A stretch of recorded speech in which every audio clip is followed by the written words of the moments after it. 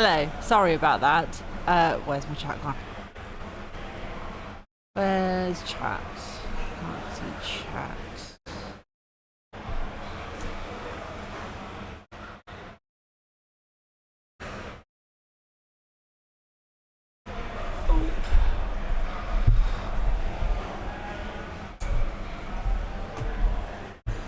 Why is chat gone now?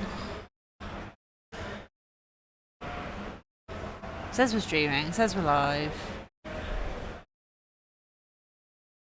Yes, okay. Yeah, okay, right, cool. That is going into that. Where has chat gone? There is chat. Can hear you. Excellent. Hello, hello. For some reason, chat has disappeared off of OBS. I'm not quite sure why. But I can see everything's working fine. It's just.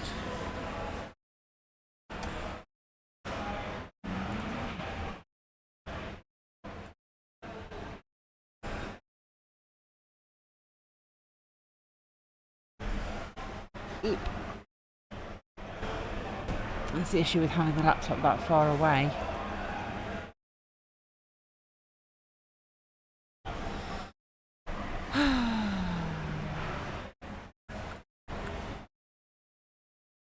Hello, hello. Right. So we are just sorting out some bits and pieces before the captains join us for their little interview / quiz. So if you have any questions, whether they are serious Blood Bowl related questions or they are what do you call it? Fun quiz questions, please do feel free to ask them. We will try and get around asking all of the captains.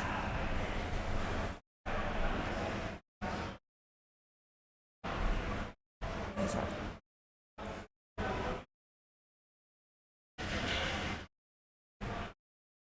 Why has everything broken today? Why? Why? Just why? Because that's still not wanting to work.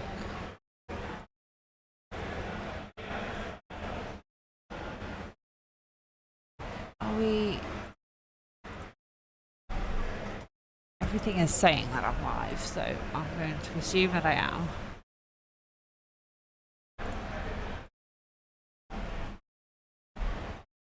Hello, hello. Are you joining us? Yes. Yes? Do you want to come around this side? Yeah. Collie. Yeah. There you go. Right, we have our first captain joining us. Well, I didn't realise step in. Video as well. Hold on, I'll show my uniform. There we go. Hi, Hargram. Is there a chance we'll see a game from the Open? Probably not. They are currently into game 1 already. And so I've been doing a bit of running around the different vendors and showing off the vendors because they've actually got some really cool stuff down there that I have not had a chance to look at. Why is that? Oh my goodness. Okay, there we go. We are all right. Yesterday it was internet issues. Today I have no idea what anymore is going on. So, how are you? Yeah, good. I had a bit of an easier night last night. Yeah. So I feel more rested, more awake, more ready to play Blood Bowl better than the first day, shall we say. Yeah, Scotland had a little bit of a rough first day, up and down day, I think it was, wasn't it? Because the first couple of games looked okay, and then the last round was just a bit. Yeah. there's no easy games here, unfortunately.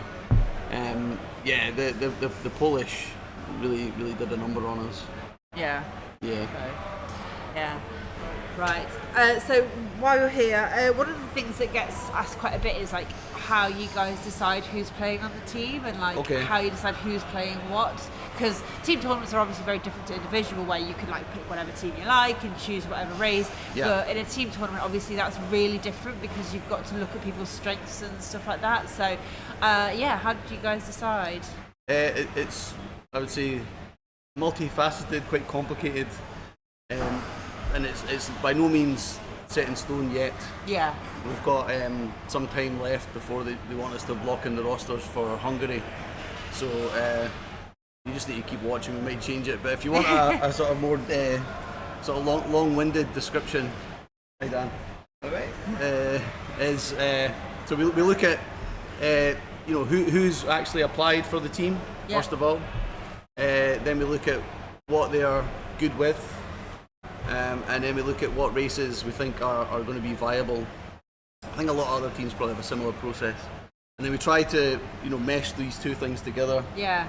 And then we do some testing, etc. until we're still in that phase. Yeah. And then as to who's going to be on the bowl team, who's going to be in the open team, that's not set, but we're basically trying to get the best 8, and there's a couple of players who I think are a similar level, so that can change as well. Okay, yeah. So similar question to you, Dan. How do you pick the Team England squad? What sort of process do you go for? Obviously, you're not playing this weekend in either the bowl or the open. So, does that impact it? Do you find that having the captain being out of the team helps, or do you think it adds a different element to it? I'm not sure how much of a different element it adds. I think I've got the experience of having played Eurobowl before, so I know the environment. So I think a lot of it was because the best team I play is Lizards, and I don't think Lizards are right for this rule set. So I think that sort of automatically disqualified me from being good enough to play in the 8 before. But I think our selection process is very similar to Scotland. Actually, it's around finding that right combination of player and the right team for the event. Because sometimes you have slightly better players, but all of their teams are just not really viable. But similarly, you have some specialists who may not be quite as good as some other people, but they've absolutely nailed their choice down on the team that they're good at. So I think we've got very similar approaches. Yeah. It is interesting to see how different. I'm curious to see what the other captains say, if they've also got similar, or if there is anybody who has got something that is completely different. And we are getting a couple more of the captains trickling in, so come join us, feel free. We'll keep sliding over, and I'll make sure you guys get the mic. That's right. I was just going to point out this camera. I'm in danger of giving an up-kilt shot.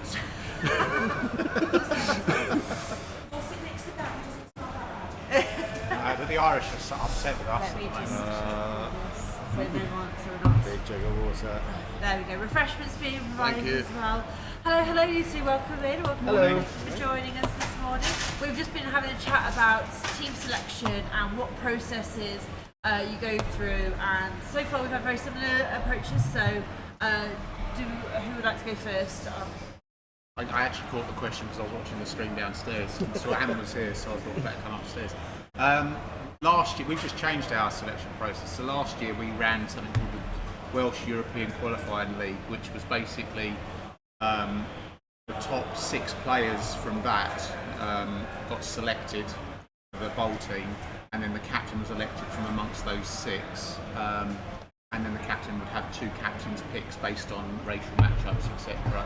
The way that you qualified was your 3 best 2-day events from the year, result-wise, made up a percentage, and then that's how you qualified it. And then the Open would be the next lot. For the home nations, last year we just took the top 12 from that were available. It's more tricky to get people away for 2 events. This year we've changed it following our review of the Welsh system. We now use the Danish ELO system, and the top top 10 get picked. We elect a captain from that. The captain then has two picks, and then the captain decides who goes in the bowl, who goes into the open team. So that's where we're at the moment.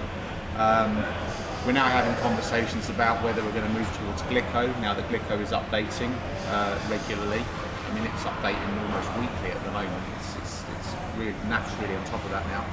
Or whether we're going to use our own system that the Shepherd has designed, which is similar to the Danish, looks at your global ELO. So what we want to have is a system that's inclusive for new coaches, so they know exactly what they have to do to qualify. And secondly, something that's within our own control. So we were worried with Glicko because it was a bit sporadic in the past, but the NAF seems to be on top of that now. So we didn't look at Glicko in the last rules review. That's where we were at. Okay, yeah. Keith, how about the Irish? What's your process? Well, Gav, that was very enunciated. Well done. Well, Ireland, I suppose, aren't as lucky to be able to do something like that. We effectively have an applications process in that. So this year we had 16 or 18 applicants, and then throughout that it was looking at who can come to the home nations, who can come to the Euro Bowl. As I've said a couple of times on like the streams building up to the home nations, we have like 3 or 4 Euro Bowl coaches actually on our home nations team, which means we're like at half strength, if even that. We have a good few people subbing in. So a lot of it is done through ELO as well, like the Danish ranking system, looking at who is going to be in the Bowl versus the Open for the Euro Bowl in particular.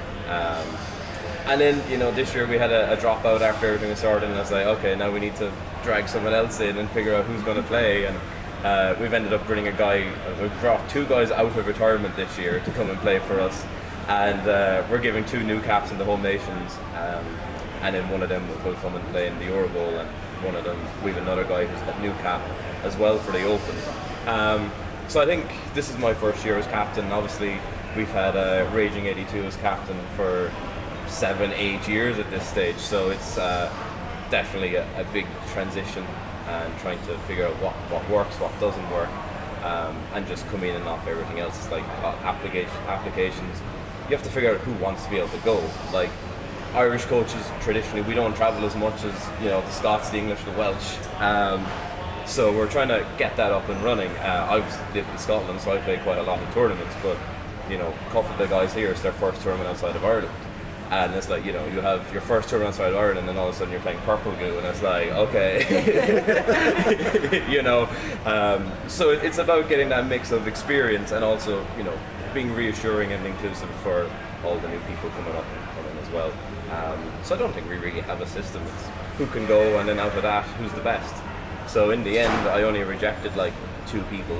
Yeah. And one of the lads was a 10-year-old who was going to do very, very well. He won his first 3 games at NAF Siege this year, and his first loss was against Gegster in like day 2. Wow. Yeah, who ended up winning NAF Siege.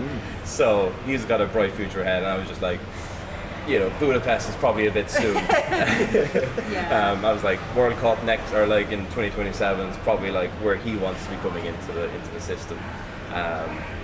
So yeah, it's kind of good to be able to get all the mix of the old guys and the new guys. And I mean, I've only been playing for 3 years myself at this stage. So 2 years on tabletop. Right, well there you go. And it's insane that you can start looking that young as well as some of those coaches. I think we're definitely seeing a rise in the younger generation of kids and the level that they are starting at, which is really insane. It's insane to think. But so are we okay? Like, is anyone wanting to talk tactics for today?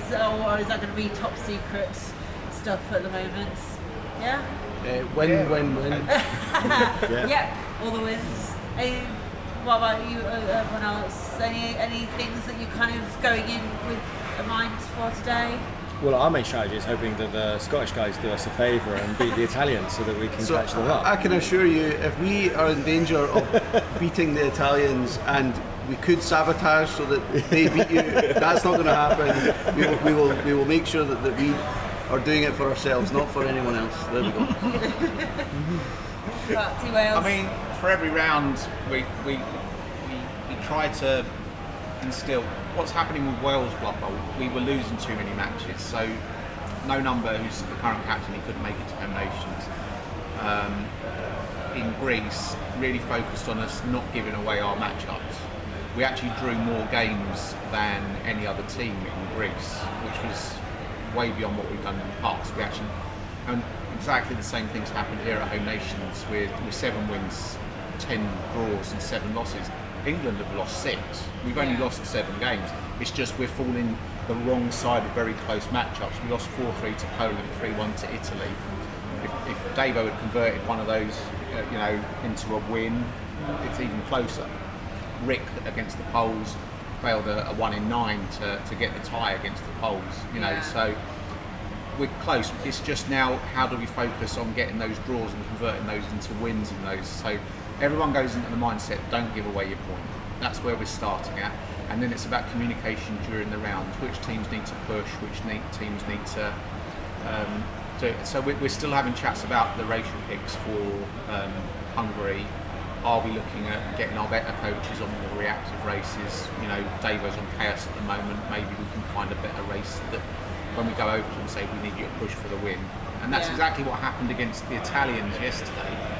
I went over to him and I told him to punch it in and score quickly. And then I asked him after the game, why did you only punch it in on turn 6? Failed the pickup 3 times. If he'd been on Union, he could have punched it in 2 or 3 turns earlier. You know, so that's kind of where we're at, and trying to kind of think about what are the racial matchups, who are our best coaches, what are the races that we need to make those reactions happen. So that's kind of how we mindset. We don't ever particularly look at the matchups per se. You know, people see who they've got and they kind of have in their head how they're going to play against that race. So it's playing the position in front of you, and that's dynamic. You know, so it's about communicating to the rest of the squad members. If anything changes in your game, if you suddenly have a turn where you lose 3 players, communicate that. We're trying it on WhatsApp, so it's easier to communicate with everyone rather than going along the line and stuff like that. And you know, what's the game position? It starts from the kickoff. Are you receiving or kicking? You know, are you scoring turn 8, securing the draw first and foremost? And that's exactly what we're looking at. And now we need to move that forward and look at how do we convert those draws into wins. So that's where we're at. We are drawing an awful lot of high-level matches now. It's about converting those into those wins, and we're close. We're feeling really close. Keith, what about your strategy for today? Oh, we're going to beat England, of course. Well, you did it a year ago. We did it a year ago. Yeah. To be fair, like, it's hard to have a strategy, isn't it? You know, I look at the Italians aren't here, for example, and you look at their team chemistry, and it's like everyone on that team knows exactly what's happening. They know right down on table 1 to table 8 if someone's just done a one-turner. They know the game is switched. Happened against us yesterday. Like the Italian would have failed to score on his drive, and then all of a sudden it was our neck push drive, and we're like, okay, probably comforting 1-0, 1-1 if he gets the one turn again. And then he ended up getting turned over, and then quick scored and turned over again. And it's like all of a sudden, all the Italians knew there was a big celebration because, you know, not that they needed the extra round win, but you know, it was still just that communication. And I think that's something that us as the home nations, we definitely fall down with. Obviously, England have a bit of an advantage this year with yourself, Dan, being able to go around and communicate like, okay, this is what's happening here and here. Yesterday, I was up here against Davo, and I had all my information came from Gav. like that you were doing badly. Yeah, like that's good feedback. Keith, you need to push for the win here. Literally, like that's the amount of times I came up and like the communication to Davo was, if you get a draw here, we win the round. And I was like, okay. And then all of a sudden it was like, yeah, we've won the round anyway. And I was like, it doesn't matter. So there was a couple of times where I just said to Dave, I have to go. So like I left the stream like 3 or 4 times during that game just to go and see what's happening. Turns out nothing I could do anyway. But yeah, so I think for us in the home nation sense, it's like we're playing such high caliber coaches, which most Irish coaches aren't necessarily used to playing as anyway. You kind of have to look at it as an individual game. Like Lathandier came to me yesterday at one point against the Italians, and he was like, okay, I've got the draw, I can push for the win. And he was like, what do we need? And I was like, we're losing on 6 tables. It doesn't matter. If you can secure the win, fantastic. But like, it doesn't really matter at the end of the day. It's like, I was the only person to win round 1 this year, and I think I was the only person to win round 1 last year. And then round 2, like we'd only 1 win as well, and that's something that's consistent. It's like we're only getting 1 or 2 wins every. How many wins did you get in round 3? I don't think we got any, did we? to be honest, Gav, I haven't had time to look. We did go over the stats. You had 2 wins yesterday total. Yeah, so 50% of the team wins. And yeah, like in fairness, we were joking this morning with Gav at the accommodation. It's like all of a sudden you have Gegster, who's number 1 currently, playing 19th, and then Nippy Longstar, number 2, versus me, who's like 21st, 24th or something. And then it goes down to, I don't know where Miss Beltree is in the rankings, but she's up there, and she's playing like 41st. and like all of a sudden it's quite like, okay, there's some serious mismatchups here. And it's kind of the beauty of home nations, really, because if something like if you lose your first 2 rounds at the Euro Bowl, you get dropped down, and all of a sudden you're playing Australia or Lithuania or whoever, and it's like you have time for your team to come back. You can reorganize. Like Danton, who is statistically Ireland's best player, is playing like bottom table today against Tulian, who's also an incredibly strong player.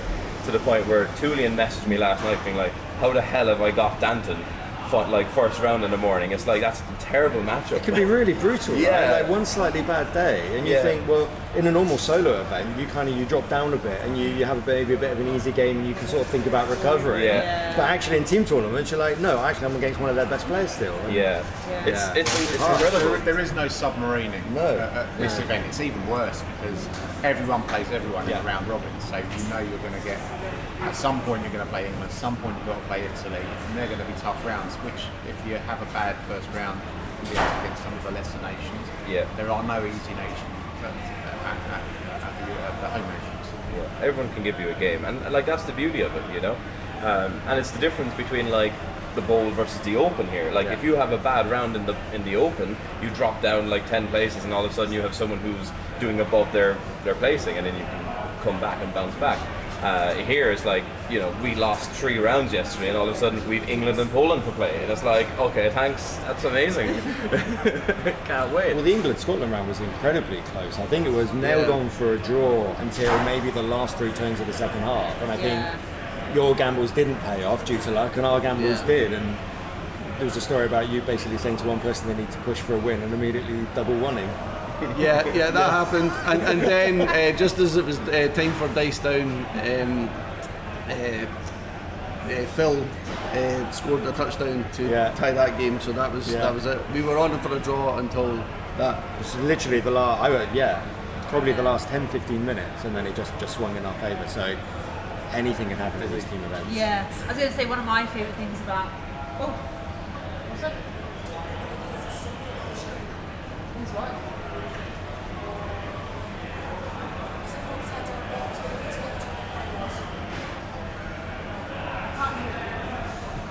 We've got some technical difficulties. It's Cauleeflower being irritating. Yeah. She's trying to be inclusive. It's okay.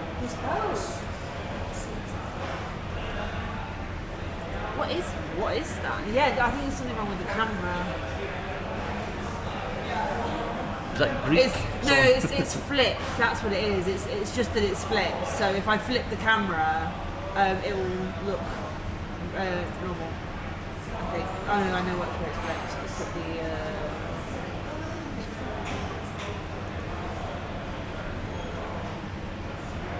it's got it's because it's upside down, so it's that way around. Yeah, it's just English upside down. That's all it is. Yeah, it's the camera. Greek is just English upside down. Is this showing the live stream? Yes, that's my Twitch. It's about a 9-second delay, I think. Yeah, I pressed the menu button. It was the menu. Oh, there we go. Yeah. Yeah. The camera is hanging upside down, so I have to flip the image in OBS. And because the image is flipped in OBS, all the menu was upside down as well. So there we go. Right. So questions from chat. Yeah, I was going to do questions from chat. I had one more thing though. Was tour play is being used obviously in this tournament, and it does feel like it's getting much more momentum to being used a lot more. A couple of years ago, you didn't really. Don't get around a couple of years ago, but we're seeing it a lot more. How are you finding it? Is it helping with that communication aspect, or is it just not enough detail if people don't update their things? Because that's one thing I found is it's only if people useful. aren't updating it, you can't tell what's kind of going on in the game. So it's only useful if it's up to date, right? Yeah. So if you need to be disciplined, you need to have all your guys on your team constantly updating. And if you were really, really like nerdy about it, you could do the this is my turn, end turn thing. Yeah. I never do that, but there's potential there. I think if people could do that to maybe use it as a tool for. It's like getting into a habit of it, isn't it? And I always found that because that's one of the things somebody mentioned before the tournament was. it adds time to games. But I find that if you do it in your opponent's turn, it doesn't really add that much time, if any. So I don't know if that's. It adds a complication, I think. Like I've no problem using it, but I know a lot of Team England and Italy, for example, don't use it at all. So it was really hard to like look at tour play and be like, I've no idea what's going on. Like it hasn't even started. Like my game against Italy wasn't even started. And like I don't know, it's one of those where in the Euro Bowl we're not going to have tour play, so there's no point in trying to drive your communication around how tour play is. It's a fantastic resource, and for most tournaments where you're sitting at home, you're not there and we don't have the streaming and whatever, like it's fantastic to see like how Dimmy G is getting on down in Brighton this weekend, or whatever, and it's really fantastic for that. And like the rosters and everything are really cool to be able to just see, instead of like oh, I have this printed one or whatever. So there's a bit more, I don't know, you can trust it a bit more, right? Not that anyone is cheating, but yeah, it's a fantastic tool. I do wonder, like some people do have the whole like, oh, it adds too much complication, it's too time consuming. Most of them just do it at the end anyway. I tend to keep track of it on the go. It really annoys me when an opponent is like, okay, can you just start your turn there and I'll end my turn, and it's just like, I can't do it. I need the visual representation. Like I'm not going to look at the phone and be like, oh, it's turn 6, okay. It's like I need to see in the side. Like the amount of times I'll glance at the side and be like, okay, I have 2 year-olds left, it's turn 6, I need to push now. Whereas like you don't get that from tour play. And then tour play can kind of glitch out in the turns anyway. All of a sudden, like you start your turn, and like especially like second half, it just flips it around. It's like all of a sudden it's your opponent's turn 9 when it's actually your turn 9, and it's like, oh, you'll have to like start and end your turn or go back and press the thing, and it's just like, leave it alone. Wales have been using tour play for a long time. I think we were the first nation in the British Isles that used it regularly. We've been using it for our national event for several years now. And Keith's absolutely right. I often sit at home on the weekend and log in.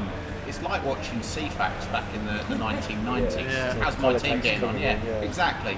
And we use it in the Dragon Bowl League, which is the big league in London. There's 77 people playing in that league this year. And that goes side by side. We often have people commentating on games on WhatsApp, so you can actually look at the live turn, and people do use the turns in that. It's a great resource for reaching out the club bowl. And when you're at a tournament, it looks a pain in the arse, but it's actually better for the community, because people can check in. How's Andy Daver getting on today? How's Purple Chess getting on today? So on and so forth. It's nice to log in and see it and actually actively, and it takes no time. I agree with Keith. The turn stuff, bit of a nonsense, but putting in those touchdowns, because it still flags up the time that you score, 30 minutes into the game and the casualties and stuff, and you can track how it's going. And it's a bit frustrating when people only update it at the end, but it's still a great resource. I really, really like it. The only negative I've found is that it is a little bit costly, So if you're running quite a lot of small tournaments and you're having to pay for each tournament that you're doing, it can become expensive. I run one a year, and I think it costs 30 quid to run that one event, and it's useful. It also, the other huge benefit of it is you don't have roster errors. There's no need for checking of rosters, because tour play will not let you submit an incorrect roster. You set it up correctly.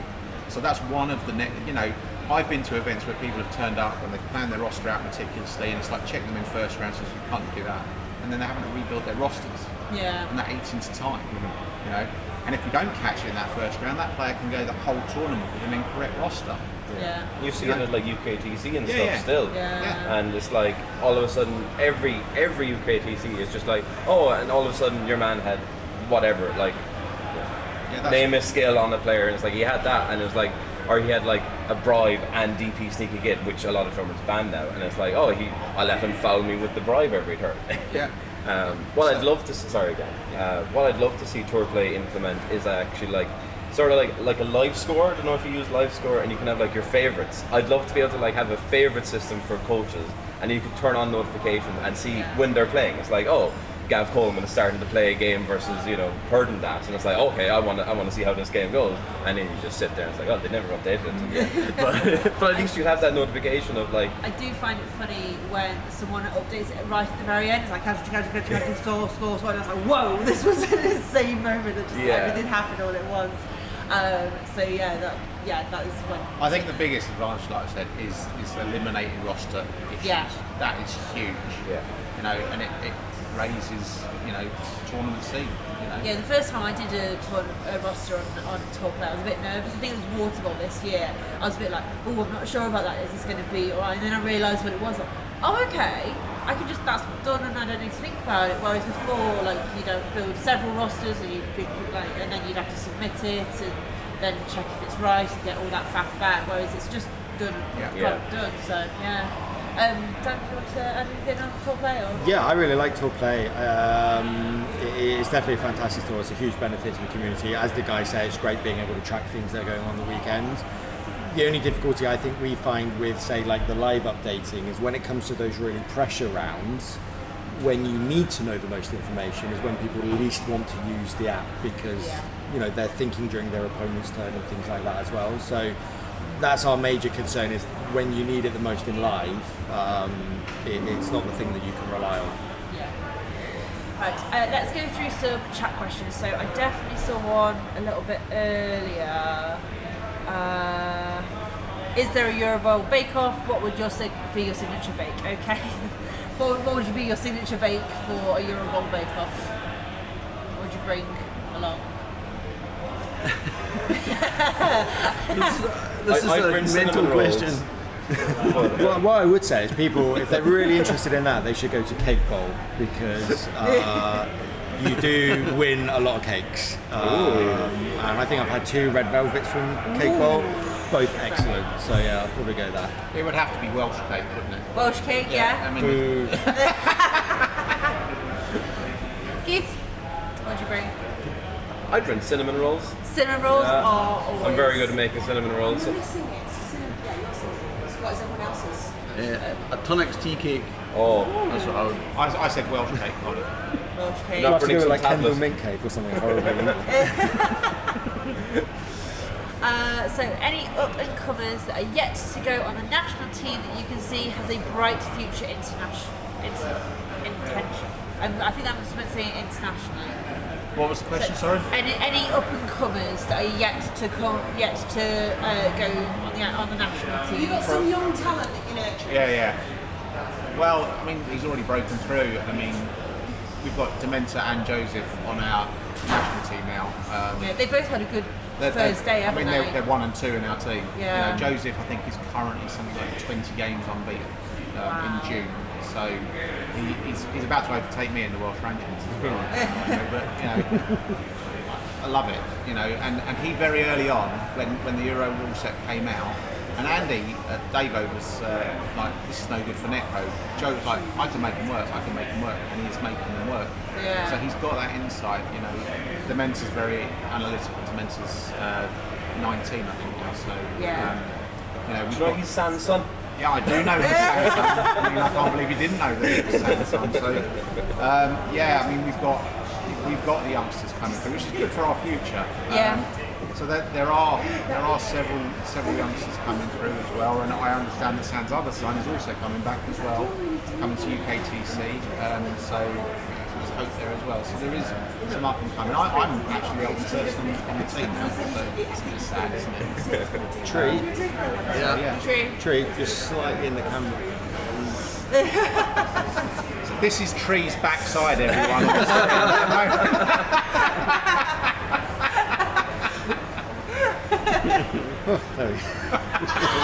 She's making some gestures now.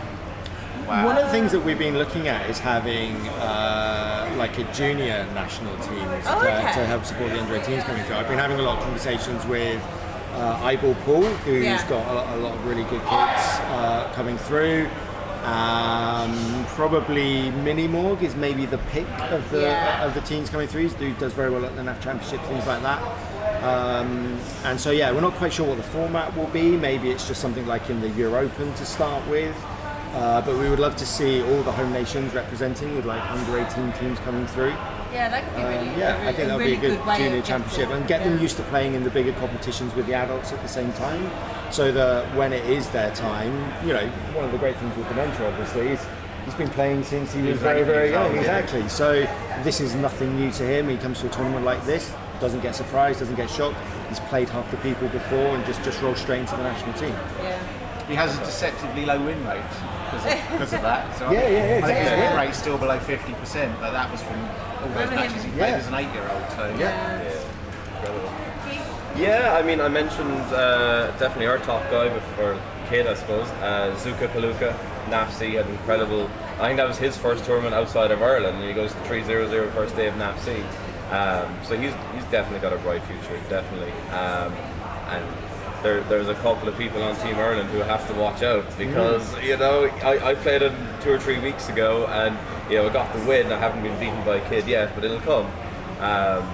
And yeah, like he had a fantastic tournament. He always it's between him and someone else for always best under 18 in Ireland. Another fella, Oisin, who's actually Bozzy Bozz's kid, who's on Team Ireland for Home Nations. So the two of them, bright old future. We had Killarney Team Cup, and the two of them were in a pair, and their fathers played them. So the fathers versus sons won around. It was fantastic. Oh, that's It was really fun. And my game against them, against Zuka Paluka, and both my game and Hargrim versus Oisin, we half time they both goes, okay, can we one turn? And Zuka Paluka was playing Norse, and Oisin was playing Corn, and they're looking at me and Hargrim can we one turn against you? And we're just oh my god, it's these guys are 10 and they're looking to one turn with Norse and Corn already, and they couldn't do it, and I could see they couldn't do it. So then I took a few minutes. I was like, okay, so this is how you would do it. It's you have all the friends that you can do, and you move 7. It's possible. And I think it's important to spend some time doing that. Once you've secured the result, I'm not saying throw the win away, but so once he failed it, I was like, okay, set it up again. This is how you do it. Bang, bang, bang, bang. And I think that's really helpful just to spend some time doing. But yeah, definitely a youth international team would be really cool. Right, and Team Scotland, is there any up and coming? No, I mean, Maybe young business at all. if anyone is out there that is younger and Scottish, you're more than welcome to have a go. We'd welcome you with open arms. Yeah, there isn't many Scots at tournament or Scot kids at tournaments in Scotland. No, which is quite surprising actually. We've a good 20% of our tournaments in Ireland would be kids. Fathers and sons, so it's quite easy for both of them to get an excuse to go away for a day or two. But yeah, it is surprising that there's none in Scotland yet. Okay, so another question was, are the captains surprised by how the rule set has played out, and do they feel more or less confident going to the Euros? I think I'm going to speak specifically about my racial build, taking high elves. I was a little bit worried that I had to drop a reroll because I tend to play a lot of balls to the walls with high elves. It's been alright, you just have to adjust the way you're playing with them a little bit. You don't make quite as many early outrageous moves, save those rerolls for a better opportunity, which can be quite tricky. But I've been quite pleased that that's worked out okay. With everyone, and this is going back to stuff that I've seen on Twitch, don't really understand what's going on with Undead. Rick's on Undead this weekend, and he's not played with Undead very much, but they're proving problematic, and I don't really understand why.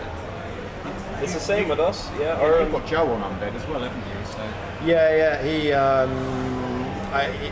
in the last round against the Italian guy, it was just one of those games. But then in his first game against the Polish, he had one of those games in the other way round, where I think he removed 6 dwarves or something, and it was fairly easy.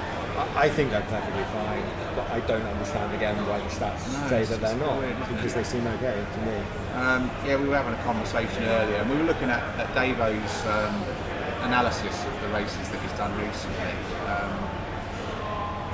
It's not far away from being fairly accurate, I think. It's been interesting to see so many Chaos Chosen teams as well, but they build very aggressively. If you want to play the removal game, they can do it, and I don't think the Dwarf's going to particularly like that matchup at all. So, we identified those back at Christmas as being good. The one concern we had with them is who's carrying the ball, but maybe it doesn't matter. No. Yeah. I've been. They look good. They look good. On Arena on Blood Bowl 3, I got Chaos through to 7-1-0, and I was carrying on a Chaos Warrior. It strength 4 block. I mean, it's pretty tough to get. And you can dodge on the 3+ as well. It's not as bad as it would have seemed. I think it's changed. I think it's very bad for lizard coaches. They just, all our lizard coaches, I was watching an interesting conversation between Orkster, who's a lizard main, and Loki, who's a lizard main, and they were, they're playing each other this morning in vampires, and I suggested, why don't you just play lizards instead? The result's going to be the same. So it's not as bad as it would have appeared to be. I think it's changed the racial picks a little bit. You're not seeing those traditionally. There's fewer Skaven, there's fewer Dark Elves, but I played the Italian Dark Elf team in the first half. Maybe it was that I didn't get many armour breaks, I kept rolling 5 for armour, so it was certainly knocking over more Dark Elves than I normally would, but they've still got 89+ on those positions that are going to be given to hit. Yeah. You can't get to the lower armour value ones, so it's not as hysterical as it was when the rule set. I think it's actually more balanced than certainly I was expecting. Yeah, the initial feedback for the rule set was, it was quite disappointing, to be honest. Like, the amount of the Discord was just on fire. Just everyone's like, this is the worst thing we've ever seen. And it's not great, like, it's not a good rule set. But I think it's sort of achieved what they wanted to do, in that it's brought in some variations in the teams. Now, it still means Amazons and Undead are probably a must pick. But it's quite hard to have a rule set where they're not going to be. But like, it's bringing in like your Elven Union, it's bringing in your Chaos, which, like, the amount of times I've looked at a rule set and gone, okay, because I really want to take off Chaos, and I'm just like, I could just play Core, and I would just have the Chaos team that's better. But like, this rule set, genuinely, Chaos are looking better than Core, so I think it's good for that. In terms of have we learned anything, I don't know. Like, I know Kaelon was talking to me this morning, and he was like, if I was going to Budapest, I would take 3 cashers, and I was like, could have told you that before you submitted your Home Nations roster. But like, now that he's played it, he knows it, and it's like fantastic. I don't think I would change anything about my Zon roster. I don't think Dan's going to change anything about his humans. They've just had some rough matchups and rough games. But it'll be interesting to see how the other guys do, and like, we've 5 guys sitting at home looking at like all the other rosters at the moment, being like, okay, this is working, this isn't working. I've played a couple of cool ones. I was talking in the roster review, the Italian Necro with the block guard fleshy, and I was like, I don't know if that's that good. And I played against it, and I was just able to stick an Amazon on it for the whole game and just completely neutralize it. And like, all of a sudden, that's quite a lot of team value and skills that's just not there. It's like marking something. And he quite likes it. I was chatting to him about it, and he's quite happy. And it's something similar. He has it for the same reason I have a block warrior in Amazons. Like, last year I took the 2 guard, and this year, like, I struggled a couple, like, against orcs or against something else where you need something to like punch through, and like, all of a sudden you're committing your Amazon blocker anyway to get the assist, like the guard to get the assist for the blitzer, and all of a sudden if you just do it on 2 dice with 1 guy, then you're not committing 2 players. Seems like a no-brainer. And I know Kfo's gone for the same build. But yeah, I think there's small tweaks that I think we'll all make, and I think there are some definite racial choices that people are looking at. Like, we haven't locked in our 8 and 4, which I presume most of us haven't anyway. And like, there's one guy here who, like, I've said to him, I spoke to him, I was like, you're on the open team, it's your first cap, we'll take you, we'll come on the open team. And all of a sudden, I'm looking at his results, and obviously it's quite hard to do it here, but he's playing and he's doing well. And it's like, he's not being trashed, he's putting his own, and it's like, okay, maybe we asking can... the right questions. Yeah, we can swap him around, and like, it's fantastic. It's quite tricky for us because like, we're so up against it. I saw a scouting report from Team England, and it was like Ireland's performance versus like 200 plus ELOs and all that, and it was like, I think our best was like 25% or something, like, win rate, and it's like, okay, cool. But it's quite hard to take like the lessons from Home Nations, and there is lessons to be learned for us, even though, like, we're not having a great weekend. I mean, I'm having a fantastic time drinking while I'm meeting and chatting to everyone, and but like, results-wise, we're not having a great weekend. But there's definitely lessons you can get there. And I think the important thing in any rule set is that the better coaches will still be the better coaches. Yeah. They will find a way to make it work. Their table play will be the same. what's been useful is just seeing some other ideas coming in from this event. You know, I was talking to Jaywood this morning, who's an Orc mate, but he's trying out Union this weekend, and he was commenting he played up against the Orc team that's got the 2 stand firm bigots, and we were dissecting that this morning. Ultimately, that just becomes a fast flesh golem. So in a Necro matchup, they can just take each other out of the game. You know, that becomes reasonably effective. Yeah. You can use the guard elsewhere. You're taking that guard flesh golem out of the game with a stand firm. You know, so there are some ideas that are coming out there that people are latching onto and actually thinking, certainly from Blood Bowl theorists, you know, they will find a way to make stuff work. So, any rule set, the best coaches will find a way to make it work. Yeah. What about England and Scotland? Any? First down. Yeah, I think we're no real surprises. The teams that are doing well, I think, are the ones that we expected. So there's not been any kind of real surprise in that. We've seen a lot of a certain, you know, Corn hasn't turned up and dominated, and then was like, what the hell's going on here? We didn't expect that. I think everything there is very much in line. I think our concern is still that whilst they've achieved maybe a greater range of teams, I think the way that they've done it is the way. We don't mind the objective. We kind of were against the methodology, and it's a lot more volatile now, we feel. So things like the combination of Poverty Bowl, everyone having just that maybe not quite the same deep bench, in combination with having a skill cap that includes natural skills, means a lot more people are kind of taking an extra couple of mighty blows and things like that. Yeah. And so what we're finding is that a lot more games are being decided on whether that works or not. And if it does work, just by the dice rolls, generally those teams are doing very well. But similarly, if it doesn't work, you're kind of stuck now because you've dedicated 3 of your 7 skills to something which hasn't achieved anything. So we don't like the volatility behind it. Yeah. But yeah, no real surprises. We were expecting that coming into this weekend. Yeah. So I really like this rule set. it got me excited about Blood Bowl again in a way that maybe I haven't been in a while, because really had to think about what teams are going to be viable now. You know, there's ones that immediately you're like probably not going to take that we would normally take, like Dark Elves, Lizardmen, and then it's exciting because you've got these other races. You've maybe got nice models or that you've got that you're like, oh, I need to dust them off. I get an opportunity to use them. So yeah, I really like it, and I was really disappointed in the way that the community reacted to it. I think that was not great, but I think it's a fantastic rule set, and I really like what they've done. So. Right, I've just been told we've got 5 minutes, so I do have a little quiz for you, and this is going to really test your football knowledge. Chat, you're not allowed to answer the first question because you do know this one. So, as of the 30th of June 2025, what is the most played team of 2025?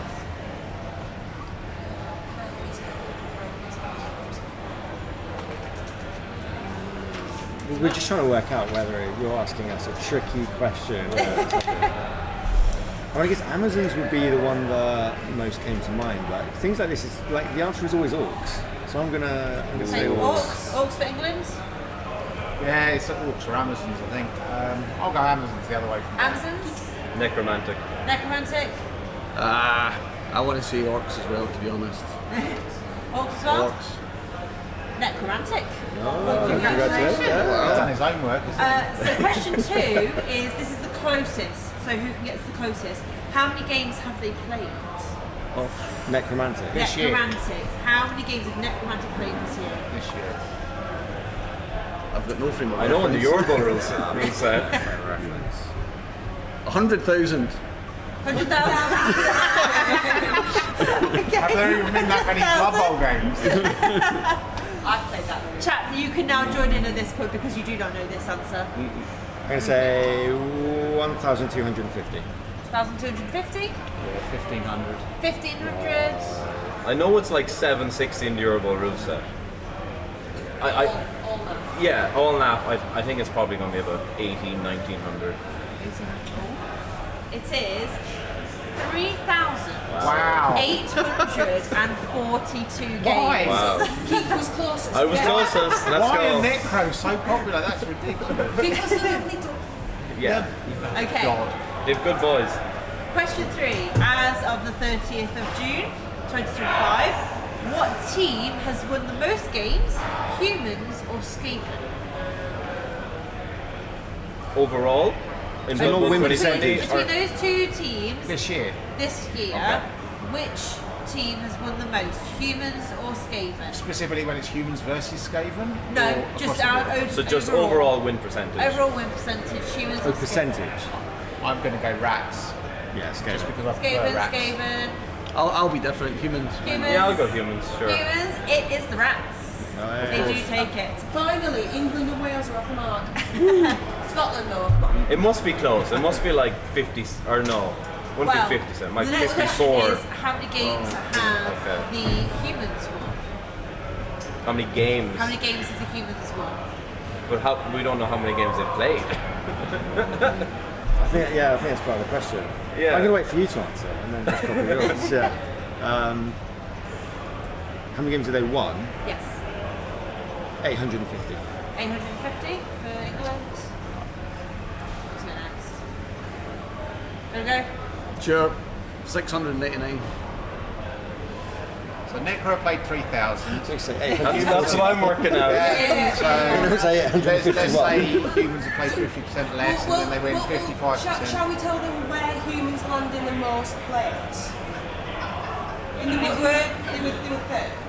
No, it's They weren't fine. in the top 5. They I'm weren't going in the for top 5. 1250.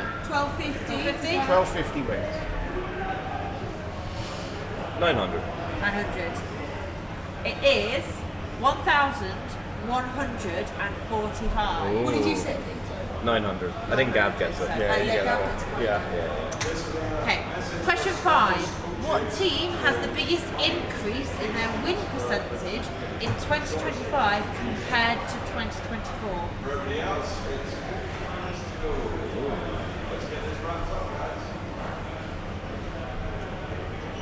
We are going to need to speed you up. Amazon. I'll go Amazon. Amazon. I'm going to throw a rogue one out there and say gnomes. Well, if they didn't exist previously, Yeah. They did exist, but no one knew how to play them. Now people know how to play them. Elven Union. Yeah, Elven Union. Both Velvet Union, it is Chaos Renegades. 0 points. Oh, I should have gone that as an Irish coach. Nil points. So, on the opposite end of that spectrum, which team had the biggest decrease in their win percentage compared 2025 compared to 2024? Underworld. Sorry? Underworld. Underworld? Dark Elves. Yeah, Underworld has to be. What did you say? Dark Elves. Underworld. Dark Elves, Underworlds. It is Chaos Wolves. Nil points. This is more about general knowledge of Blood Bowl. What year was the first edition of Blood Bowl released? 1986. I looked it up the other day. Yeah, 86. Anyone else got any other years? 86. Yeah. It was before I was born. I wouldn't know. 86. I It's think 1987. Oh, Sure. I had it in my head, 86. Yeah, I thought it was 86. Uh-oh. I'm fairly certain it's 86 on the Wikipedia. I've got 86 written down. You got 86 written down? Yeah, I thought you told me 3 86. points. I got a point. Canonically, which team in the game created/discovered Blood Bowl? Excuse me, I've got It was No Googling, put that there was a down. battle between Sans there was a battle between dwarves and orcs. It was orcs that found it, and then there was a dwarf called Roselle there who actually was able to translate the tablet. You got the bonus point. There you go. Really? Okay. What are the odds of succeeding a 6+ with a reroll? Closest to the exact percentage gets the point. of succeeding or failing, did you say? Succeeding. Succeeding. A 6+ with a reroll. 89.7. To roll a 6+ of succeeding. With a reroll. With a 89.7. reroll. That's a failure, right? Oh, I thought you said a 2+. No.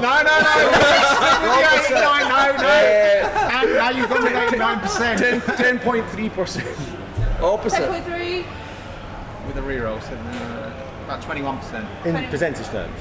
In percentage terms. Point anything? God, now I have to Point convert it. 3.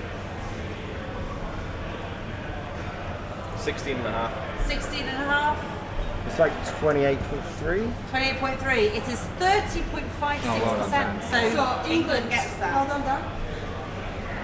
Is it one more? Who is taller, gnomes or halflings? Including their hats. That's not fair. Halflings have little saucepans. Gnomes are taller. It's gnomes. Yeah. Is it the physical models or are we According to talking what about the I'm races? The races. It's gnomes. According to Warhammer 40 role play, it's Gnomes. gnomes. Keith? Gnomes? Yeah, gnomes. They are taller. Is that point all round? Yeah. I didn't answer, but Just Have the point. do I have a Keith guess? Do I have a Keith guess? Just comprehend. I feel like I should have gotten the 1986 one as well, because you know. I did. I Okay. did. No, you said I don't know. Well- You actually said I don't know. You didn't answer. Slander. You have to be inclusive. Come on. I am being inclusive. I wasn't Your born. stupidity. I wasn't born either.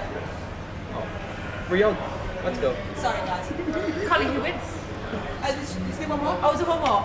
Well, yes, sorry, yeah. First treatment ever to play Blood Bowl. who's the famous I know, ones? Deep Deep Root, yeah. Deep Root.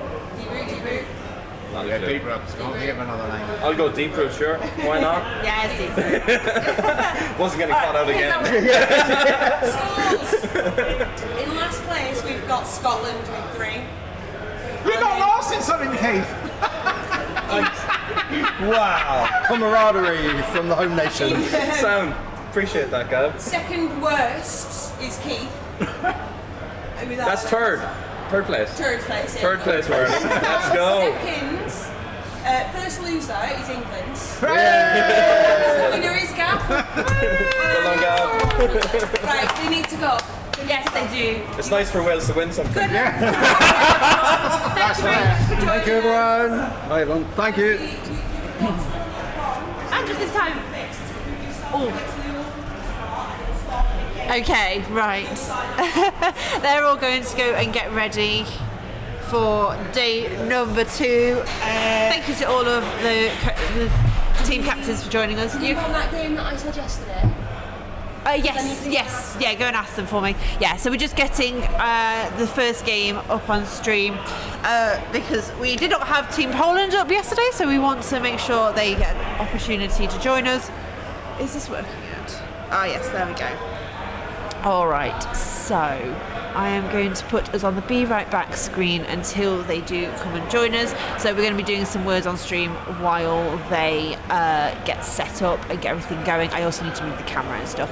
So yeah, I will be back in 10 minutes or so. Oh, that's why is that? Oh my goodness. Hang on. Why has everything broken today? Everything just seems... Before I start knocking the water over.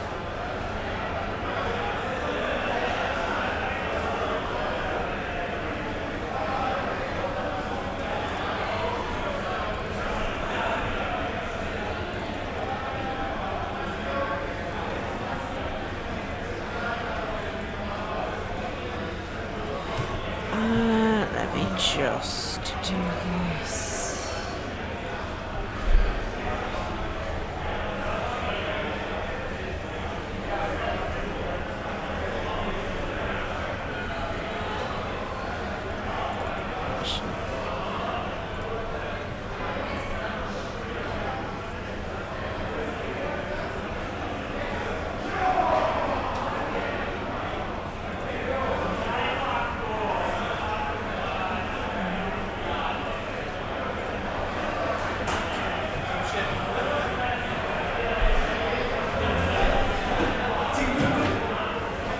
Why? Oh my. Okay, so everything is broken and I don't know why. Let me just reset the link.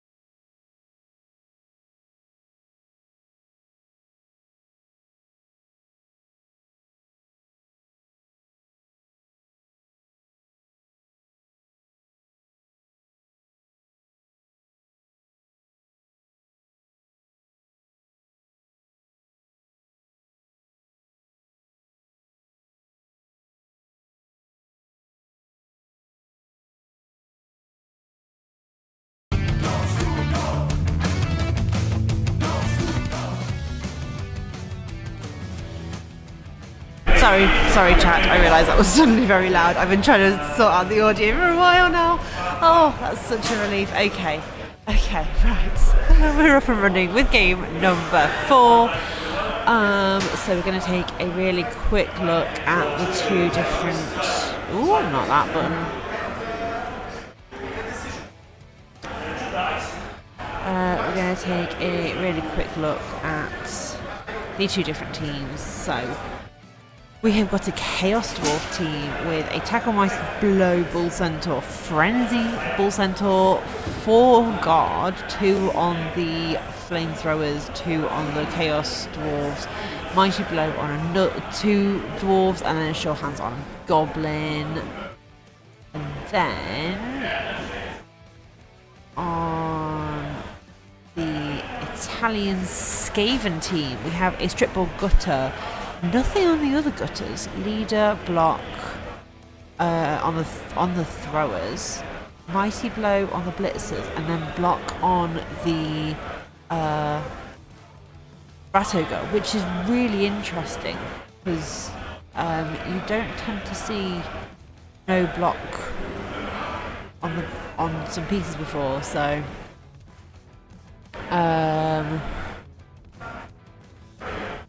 yeah, I can lift it up a little bit more.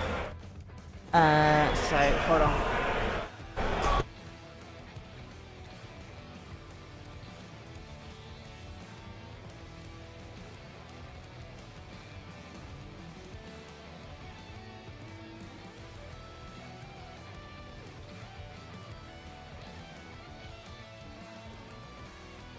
Hopefully that's a little bit better. I do have a second camera.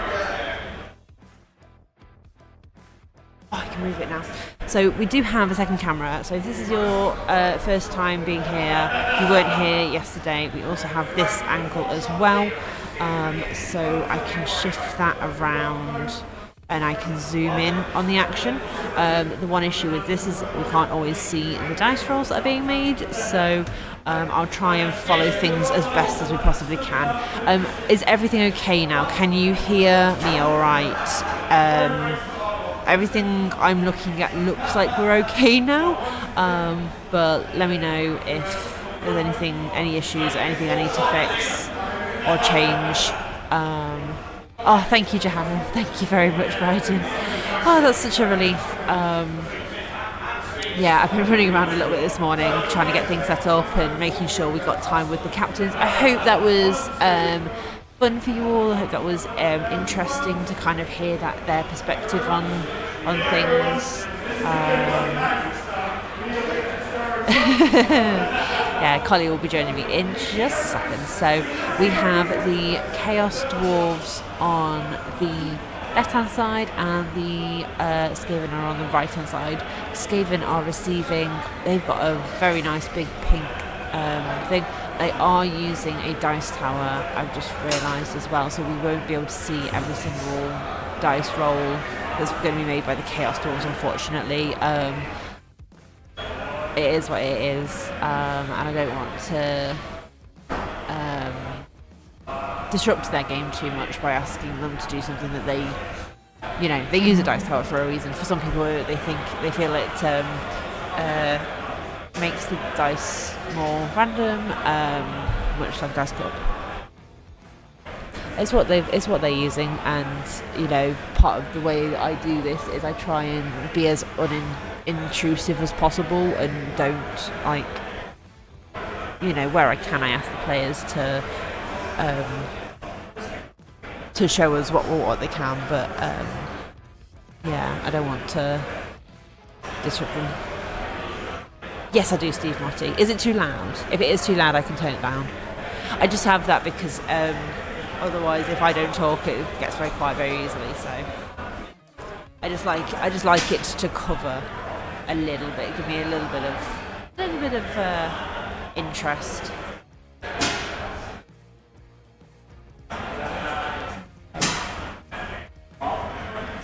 That is a 9, so that's a KO. You don't hear any background. Okay. Like I say, it is very quiet. I do that deliberately to make sure it isn't too disruptive, but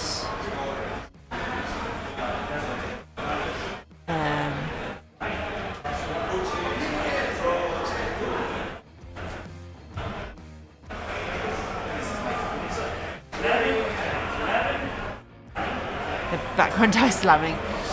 Yes, that's can be quite loud.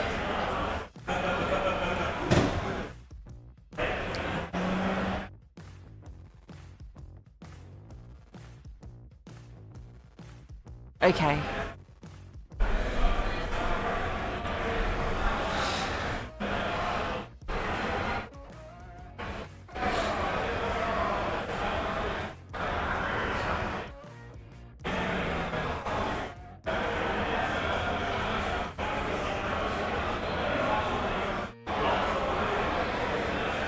There it is. That's what I've been looking for. Background music is coming quietly. Okay, cool, awesome. Right, anyway, onto the game. That is what we're here for. Let me click Tour Play up so you can see. I don't know whether they will keep Tour Play up to date or not. If you are wanting the link to Tour Play, let me get that up. So, was not able to fix the bot last night. I was so tired. So I went home and I had a cup of tea. I wanted to just de-stress a little bit before going to bed. So I had a nice cup of green tea, sat on the sofa, and then probably fell asleep on the sofa. So that didn't work. But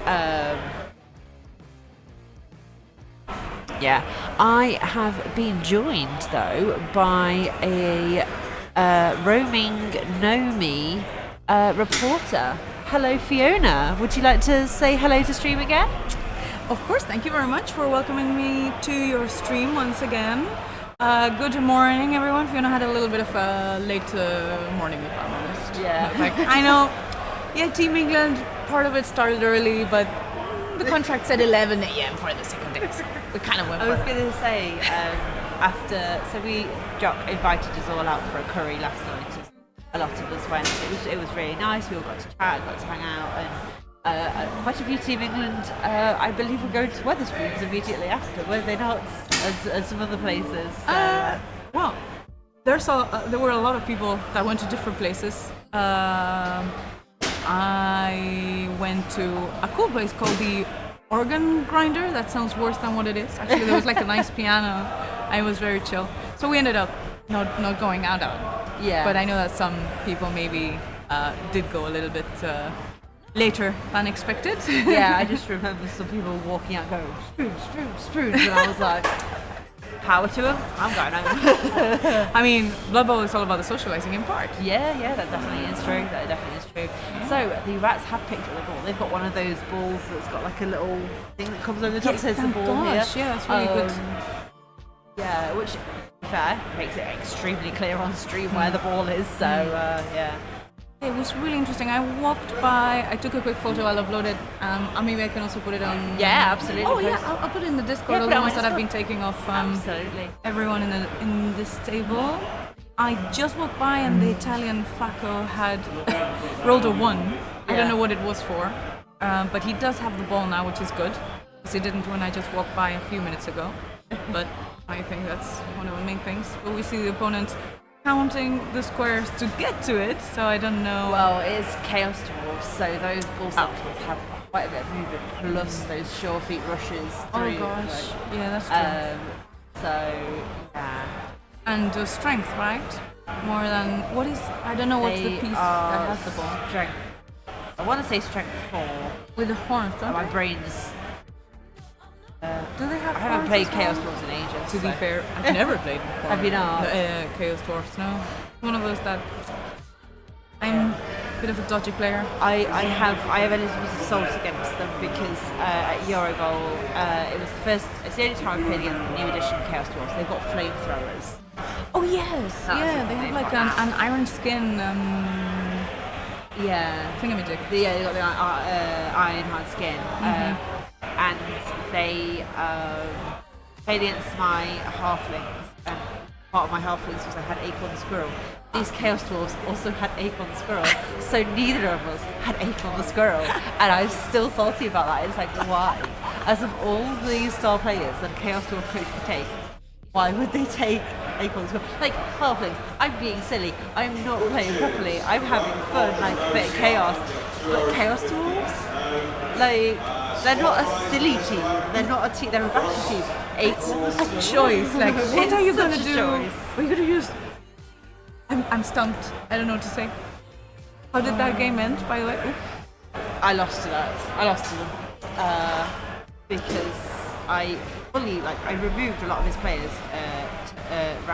first half, but didn't get the score. I can't remember which round it was. And second half, they just deleted my team and basically pitch cleared me. So it was like, Typical. all right. How did they just not know instantly? Well, sometimes it's one of those things that you don't necessarily always think about. And I know that they are those that. This is for the captains earlier. One of their questions, I did a fun little quiz with them. One of the questions was the percentage success rate for a 6+ with a reroll. And they all thought it was lower than it actually was. So yeah.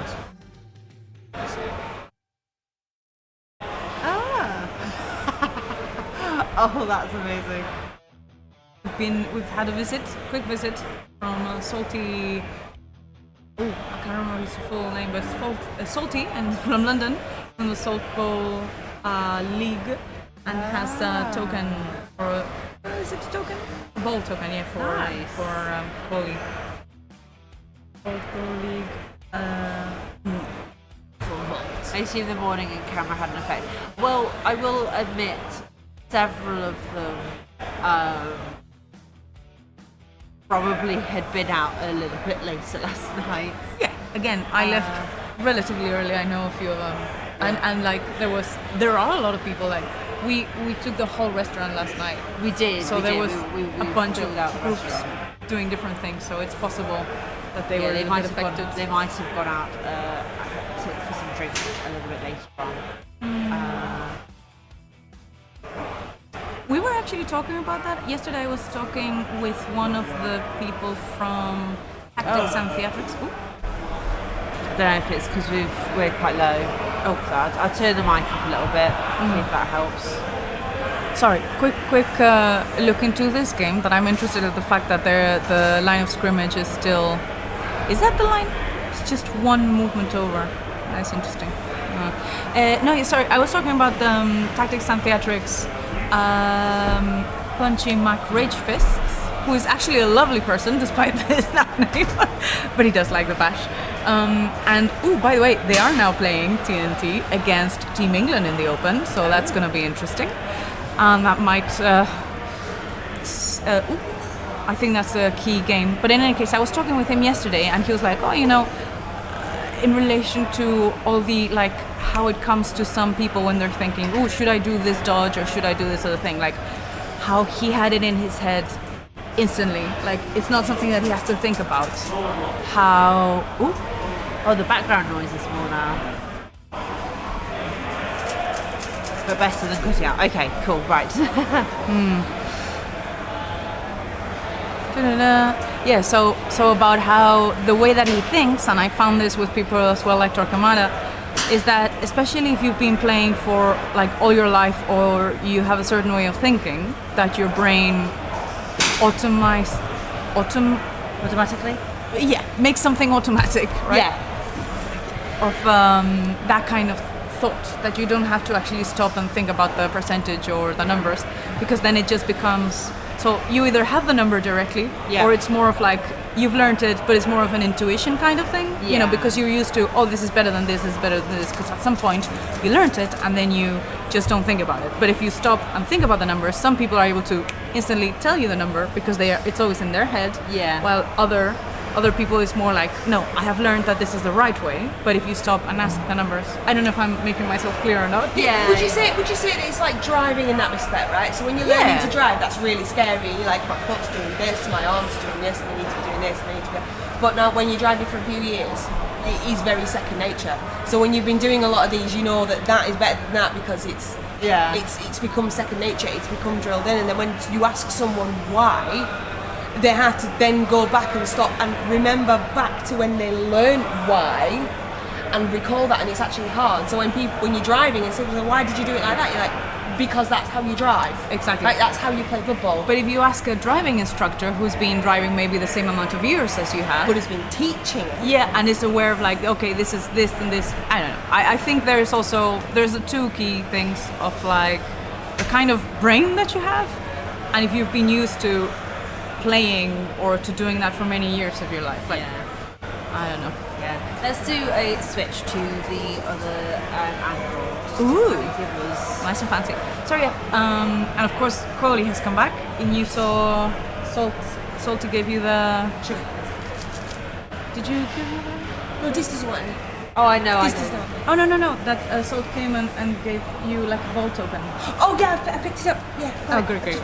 It's not the best from the side angle. I will say that about Balto. The arm of it kind of is a bit see-through, but the other side of it is good. Is it in the right place? Do I need to move it? I can go and wiggle it. Yeah, no, it's fine. Okay. Oh well, it's I mean, you can see that they've Is that a got slight angle actually? power. Could you just straighten it a little bit for me, thanks? Background noise is more. Yeah, I guess it's a little bit tricky with the echo here. I need to go get a stir. Also, hello, Adam. Hello, everyone in chat, and hello. Oh, Sport token is hilarious and good.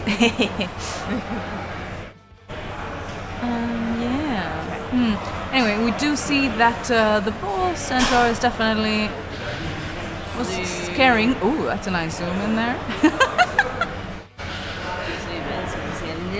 Cornice says maybe there's a correlation between people who learn the mass and know instantly. Oh, sorry. I think there's like Blood Bowl is really interesting psychologically, right? Everybody, we kind of all play the same game, but we all play different games. And in a different way. It's just incredible the way that it differs from person to person. And sorry. Ooh, Rush over there. We hear. Oh, where's the reroll? No, not a reroll. He falls over. He Wait, does not was make that run. it was not the first? Was it the first movement of his turn? I'm not sure. Let's see if we can see what the armor roll is. That's a big one. That is 11. That is 3. Giants. Oh no! Oops! That's oh no! Okay, it's just a stun. It's just a stun. Shoot. I just put in a token underneath it to show, which I quite like. Yes. Because you have to then remove the token when it's on stuff. I very much enjoy that too. Some models they roll, so that's just impossible to. Or then you're like doing it in a hurry, and it's like, where was it? Or gosh. Yeah, absolutely. That can absolutely happen. Tabletop, there's a lot of little nuances that you don't think about, like has this player moved? Has that player moved? And ways to mitigate that so people turn their players round when they finish their actions and stuff. And it's always very interesting. But this morning I have been doing a run around of all the vendors downstairs. I didn't get a chance to do that yesterday. And there are some really interesting ones because you've got your Voculars, you've got your Black Hawk Down, you've got your Charlie Victor, who are amazing and consistent, and they do really, really good quality products. But then there were a couple of others who surprised me. One of whom is Cowan Designs, who does a lot of wooden products. So they have dice towers, or they have dice jails. They've done some of the trophies here this weekend. They have a bunch of different stuff, and I've been helping with the stream. Unfortunately, they weren't able to due to some personal things in real life. They weren't able to fully provide everything for me, but they've been helping me over this past week with some stuff. And they have dice exhibition things, so you can stuff your dice in there and then put a bit of clear plastic or glass in front of it, so it looks like a little frame, and they're all nice and neatly done up. I think a certain Captain Conway would love that. He's like a dice maniac. Oh, it's great. Then there's also Hearthforge Games, and they have some t-shirts. They had a little baby girl that said Prone on one side and stunned on the other. I thought that was fantastic. That was brilliant. But they also have this game that they have been developing called Blood Brawl. So it's very, very similar to Blood Bowl, but in that you use their miniatures and you use the block dice, but it's a one model versus one model type game. Oh my god! And they've handed me one of the rule sets, so I will show that at the break time. Oh yeah. And go through everything. But it looks super cool, super high quality, really cheap to buy the little arena that they've designed as well. So yeah, head over to hearthforge.co.uk and take a look because it looks really cool, really easy to learn, really simple and quick to play. It's like it can potentially be a 10-minute game. Like it could be so quick to play, really easy to like, good introduction to kids. So you're just using the block dice, get them used to to what's the different symbols mean and all that. So yeah. No, that sounds really fun, actually. Yeah. And really like also a way of getting people. Recently, maybe I've been trying to get people into Blood Bowl. So my gateway to 11th was 7th. So this is like a easy way in. What tier are trophies? I look it up, and also Steve Monty, yes, about the automated thing when you're playing online, right? You don't really learn those things. Yes, absolutely. The automation online. It's a bit of a shock when you go to tabletop and it's like, oh, actually, I have to think about these things. So yeah, but the tier for chorfs. I can look I was around. going to say, could you? You've got the Bowl, the Home Nations rules back. I played 7th first, and then I got back into Blood Bowl, big jump to 11th. Yes, this is even further than that. This is just a 1-to-1.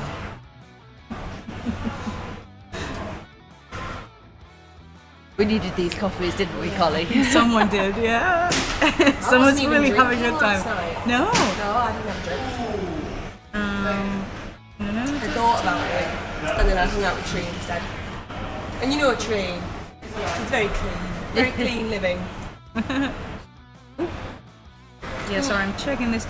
I've never seen a bowl token like that. Oh, I definitely have. I have seen it once or I've seen that kind of ball token once or twice. In fact, we've gone to that end pick. So this is the player that misspelled Tree's first game, and Oh yeah. he unfortunately failed 8 pickups in a turn. Oh no, that's In a him. half. It was terrible, and it was like 2 after 2, right? So it was like save hands, fail, save hands, fail. God. Yeah, okay. poor guy. Well, Poor he's guy. brave face. I'd say brave There's face. not in much this. you can do if you can't pick up goal. You can't score if you can't pick up goal. There's nothing there. That's why the 3+ is so scary. It is 1 and 9. No, about the chorfs. I personally again, I'm just not a big fan. But it is surprising. There's a few. There's a few of them in this tournament. And with this rule set. There's 2 in the bowl, Yeah. and there might be more in the open. I haven't looked at it. I've seen Yeah, a the couple open's of probably them got in the more, but yeah, there's definitely. These one in Day-Day's team actually. Max has got. Yes, he has. Max got Yeah, jobs. yeah. Hey. Oh no, wait a minute. Am I looking? Because I was looking on the website yesterday, and it's a little. No, so it should be. Sorry, if you close it. Tier 1 is Chaos Dwarves. This is the bowl as well. This is last year's. Oh yeah, okay. It's the website yeah, was because that's got updated. the Greek gods and everything, which Yeah. was the Euro Bowl rules for last year.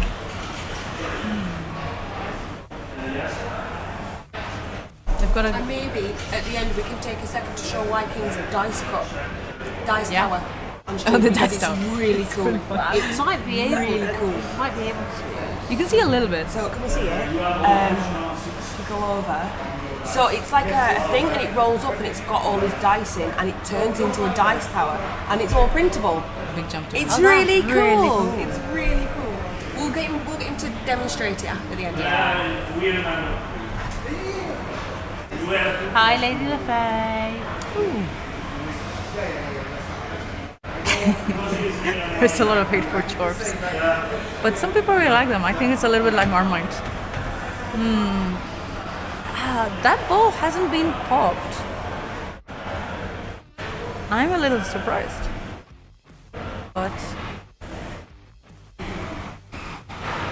they both seem to be in good spirits as well, which is pretty good, especially for, yeah, I mean, the poor person yesterday. But, yeah, I think I definitely get in there. So, and this is turn. Oh, we can't really see what turn it is. No, I think it's like turn 3 or 4. 4, I think. Yeah. I So it's not too bad. So yeah. They've moved pretty quickly, pretty decently. They only had 15 minutes, so it's still very Oh early gosh, on. yeah, Right, plenty here of we go. time. This is the frenzy balls for. Oh, So rush one. Second rush for the hit. 3 dice on this gutter run that this is going to be.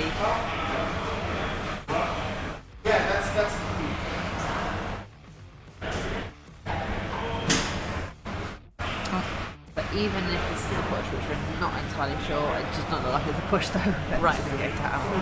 Yes, frenzy has to follow. So.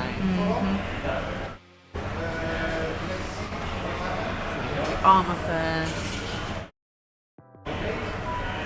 8's through. 11. Oops. I think. oh no. He's using the apothecary.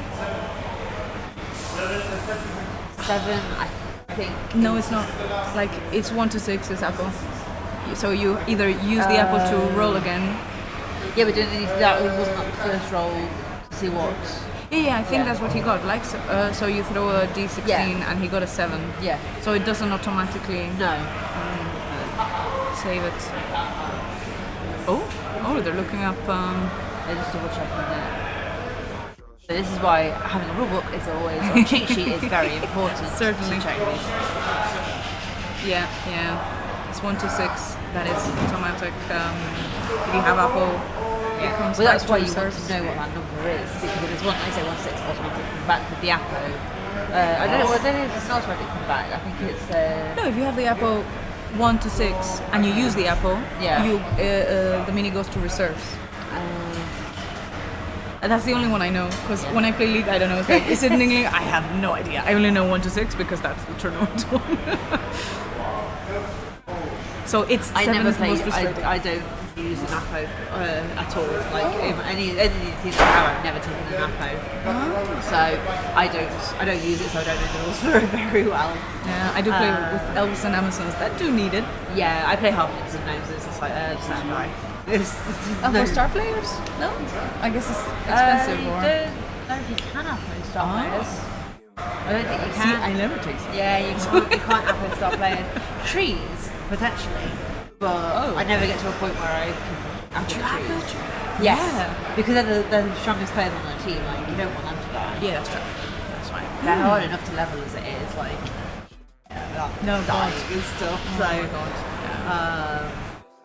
Okay. But, yeah, my league that I played with gnomes recently, they were horrible. They did not do very well. So. Gnomes and League, that's hardcore. It's so hard. Again, it's so hard. Gnome hat off for that. I love the gnome hat by the way. Where did you get it from? Thank you. Oh, from like a German lady who makes these. Oh wow. Yeah, I was like, no, I'm not gonna spend that much money. And then I was like, but this one looks so cute. And it's the same amount that it cost me for the hat itself than for her to send it to the UK because of taxes and tariffs and stuff. I was like, yeah, it's worth it. I love it. It's so cool. Thank you very much. An Italian player, thankfully after the game against Team England, said, oh, I love your hat. Can I touch it for good luck? And I was like, sure. So now I've been tapping the Team England players with my hat.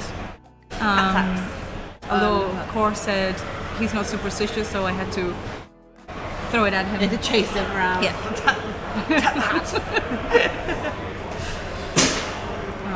The ball is still Ball on not the floor, on the ball on the floor, but it's relatively close to. Back to the rats to. Yes. We Do had a they moment. have any gutter runners in range? Surely. Well, there's the. Just depends on because these are old rat models. Yeah. So it's which. So there's a ones thrower. are the gutter. With wrestle? No, wait a minute. That's The not- the throwers. I think one. I'm trying to Leader? remember now. One had block definitely, and I can't remember okay. what the other one had. Oh, there's one right beside it. It's got one tackle. I mean, there's 2 rats within 3, potentially 1, 2. Oh, that's a lot of dodges though. 2 rats within range to pick up and run away. Let's see if we can... Oh, not that one. That one.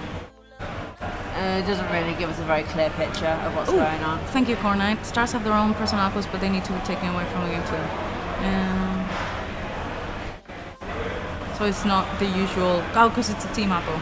Yeah, fair enough. Yeah, so you wouldn't usually spend that. Oh. Understandably, the Italian player is... he got up for a second before, so it shows you that it's serious mode when you get up and you look at the board like that. Oh, absolutely, yeah. Yeah.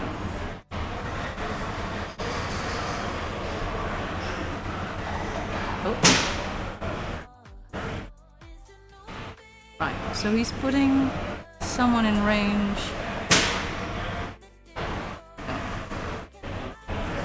That's a 1. That's a... Looks like they're throwing the reroll for it. Is this for Oh no, the dodge? maybe that was the hit. Oh yeah, okay, so it was to get away the tackle zone from the ball. So that's the injury. Yep, not through. And then he's gonna try and get someone on or close by, I assume. Rush? No rush. It was only 6. 1 dice. Reroll. Is that a breakdown?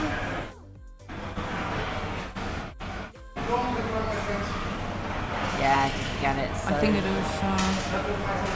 I think that was either a skull or both down, and did not make it. Okay, so once again, gets up. It's tricky. I mean, you want to get that rat out, obviously. Yeah. But it has wrestle. Again, I am a little confused by the white.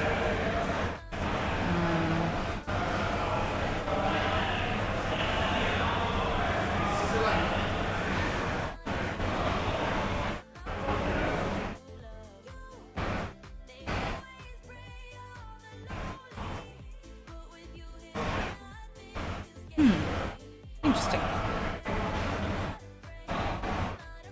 Oh, getting news from Team England. Yeah. So, El Planet 4 is he's playing Pro Elves. Yeah. Oh, let me double check because I believe he was against Hayden, who had Amazons. Oh no, he was against JJ, who is punching my Great Fist with Necro. Oh. Hardcore. Yeah, he's really good. Again, Tactics and Theatrics, and he was part of the team that won Tillian.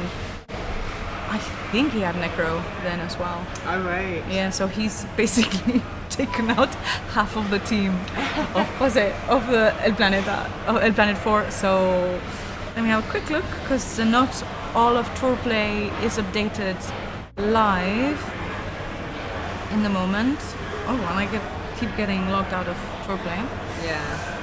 But yes, let's have a quick look. Because I'm also interested to see. When I sat down, I wasn't super sure if the matchups were.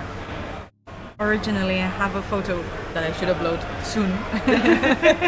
Because I thought it was HD with Amazons against Greenskin Phil's Froggies. Right. Greenskin Phil has also been doing really well. This tournament, he's unbeaten. The last game, he also finished one of the first ones, and he did the usual, I believe it was 2-1 he finished on. They're really good at popping the ball as well. Yeah. So I think he's been having a lot of fun as well. Let me have a look at Tour Play, just to confirm the matchups. Oh, by the way, Team England 3 went unbeaten yesterday. Right, correct. Actually, there's 3 people who are. Well, she didn't just go unbeaten, Veronica. She won all 3 games. Yes. Which is, she did so well. She did well. really well. Yes. Hello. I'm not that loud. What? Oh. I thought you said I was loud. No, No, it was like Tree won 3 games, and how well she did. She's doing amazing. she's doing really well. She's in the game for best individual, actually. Yeah. She is, but Tree came in and won all 3 games, and she's still not top table. No. Dexter's top table. Oh, what? Oh yeah, so it's Dexter, Tree, No, and she's third Joseph table. that are for best individual, Yeah. depending on how their games There was go. 4, I think there was 4 going into this in the bowl today that had, but they've all been hidden now. Ah, yes, because you don't want to know. Yeah, so Sorry, we can't- No, it's not you. I spent all day yesterday sitting down as well, so I'm going to do a bit of standing up today. fair enough. Okay, right. So the standings are up for the bowl, right? For so the bowl. in the top 5, 3 of them are English. It's Yeah. just such a strong team this Yeah. year. These Gagster, I don't know who Mark is. Which one's Mark? Mark is Nippy. Nippy. Nippy long scar. Yeah. Yeah, so James. it's Mark, Nippy, then Joe of Wales, who's also Joseph's absolutely doing doing a smashing absolute it. cracker. He's so sweet. And he's great. And He's a then lovely guy. and then Trey. So there's 4 of them on 6 points that could go on to win this whole thing. So we'll see. But when I was talking to Trey last night, she wanted to come in. She wanted to win her first game just to set the tone for the weekend. Yeah. And then she's like, I want to win more than I lose. So Well, she's already done that. She's done that already. Yeah, absolutely. So now it's She could smash it. So now, I mean, she's already. She said she was nervous this morning, but I think she's a bit Yep. calmer coming into today because she's got her 3 wins. Yeah, So that she can't lose more. So she's still calmer coming into today because Yeah. so that she can't still got. But like I say, on even though she's on 3 wins, she's on table 3. Because Nippy's on table 2 and Gexter's on That's table 1. insane. And that's pretty good. That's insane. He's insane. Dexter also had a really good year so far as well. Sorry, let's see. There's a guard coming in. That might be a problem. Oh no. Oh yes. Ball's still on the floor. Understandably, I think Trosa's trying to do the kill all the rats first, and then that's a problem. Yes. Sorry. Really quickly, I was just so for the open we do have El Planet 4 against JJ, so indeed it's Elven Union against Necro. Oh, that's a tough Sorry, round. JJ is punching my rage fists, and El Planet 4 said that he first off, I'll check who kicked, but he's been kicked out. Like half of his team has been taken out. Then we had Pete W with Dark Elves against Pashto's Vampires. They're 0-0 for now. That's going to be a really interesting game. Pete W was also doing pretty well yesterday, but Pashto's, Vampires in general, you know. Ryden's asking how Torque's getting on. Oh, Torque, also unbeaten. He got 3 draws, kind of, he had really difficult games yesterday. But yeah, no, he managed to do really, really good teamwork, because especially towards the end, the last game yesterday against Italy was hard. It was really hard. It was the first time that he actually said mid-game, because they want to speak to each other during a game. Especially with 8 people, they want a little bit of communication. Who wants to draw? Who wants to win? Who's doing well? Who isn't? And he was having a real hard time. And that's actually when Nippy was asked to push for a win, and he got it. And Tree was doing also really well, and she was like, cool, we can definitely count on Tree's win, and that was also really key. And then Torque was able to keep the draw, so he's 0-3-0 for now. Which is really important in a team tournament. Yes, so draws are the just as person that important can get sometimes. the reliable draws are really important. But when we went over the scores yesterday, the draws were the most interesting number. There was some interesting losses and wins, but there was a point where 2 teams had, I think, the same amount of wins, but the draws were what decided how they were situated. So. And having someone that can reliably draw in a team is just it's that constant and it's that anchor that everybody else can move around within a team. 100%. So it's like, well, we've got 2 draws there, so I know you're down, but it's okay that you're down because we've got these 2 draws.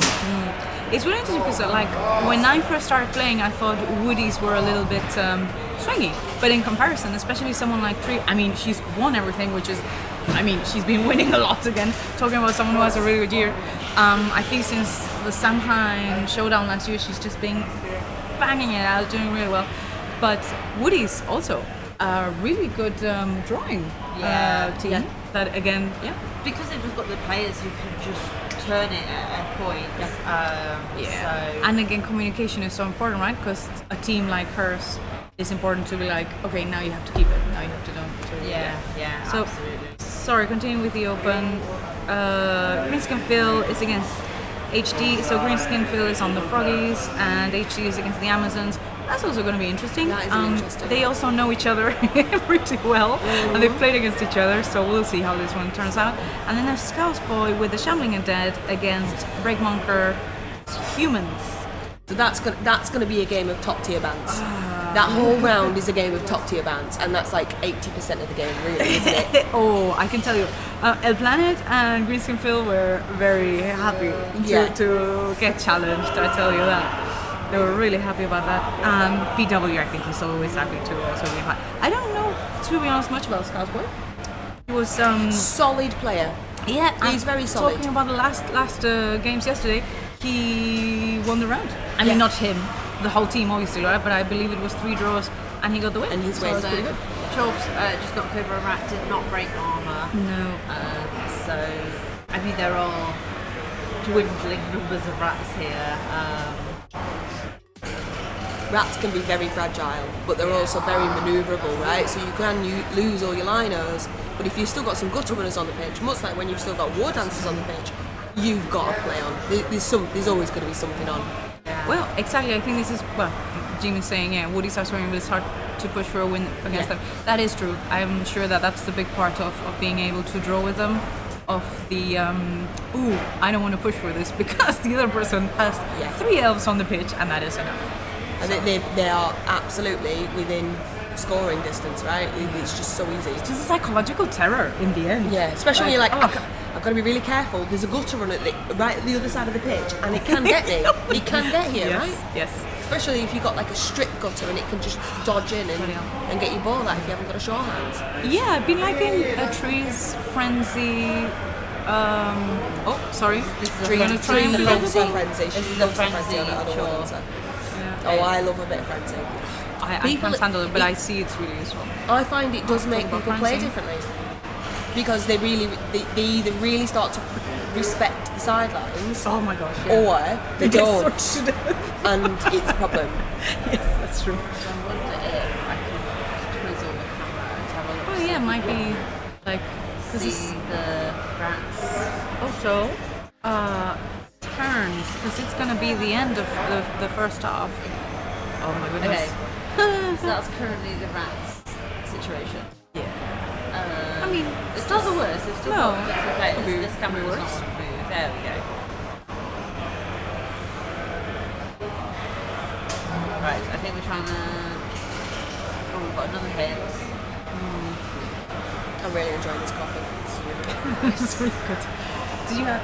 Is it here or do you have to go? No, there's a court downstairs. Oh, nice. And they've got a machine, so you can get one from there if you want. I'll show you where it is after. That's all right. I think I might go just to check in with the team England. I've seen the captain coming and going, but I'm just going to do a little bit of Dan's that. been in and Thank you out. so much. It's a pleasure. Thank you very much. Please do come back, again Fiona. soon. We'd love to see you again. Thank you. And see you soon and talk to you soon, everyone in chat. Yeah. And we'll see how this one goes because it's interesting. Yeah. Oh, there's just been a bit of a ball, and while I have tried it from the top, you can't quite see it. I can't quite get the whole of the pitch in. I think if your stand was that tiny bit taller, we'd get the whole thing and we'd have a really good view. If I put it over here, that's a bit better to see.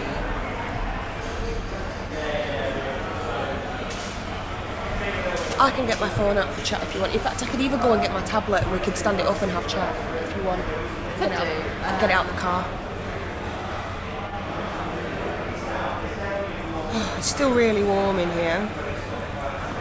Yeah, that still works. I think that still works because I can't get the pitch bigger footballs.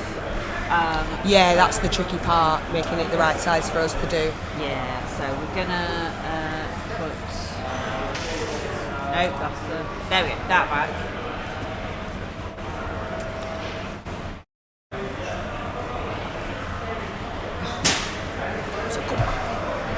Yeah, that was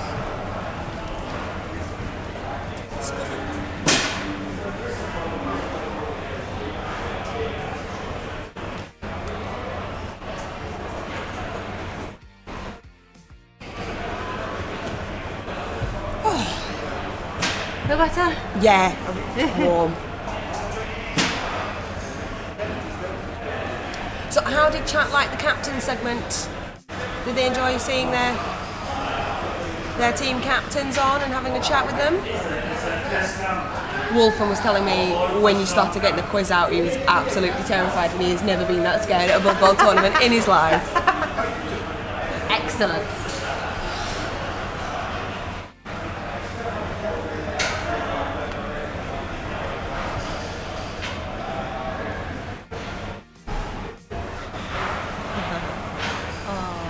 I love those pictures.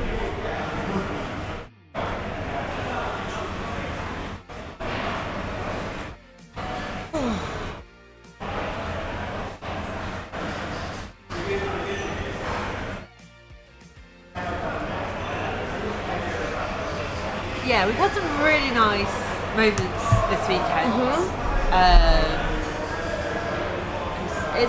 This is a nice tournament because, well, yes, you have the bowl that's, you know, they're all taking it very seriously.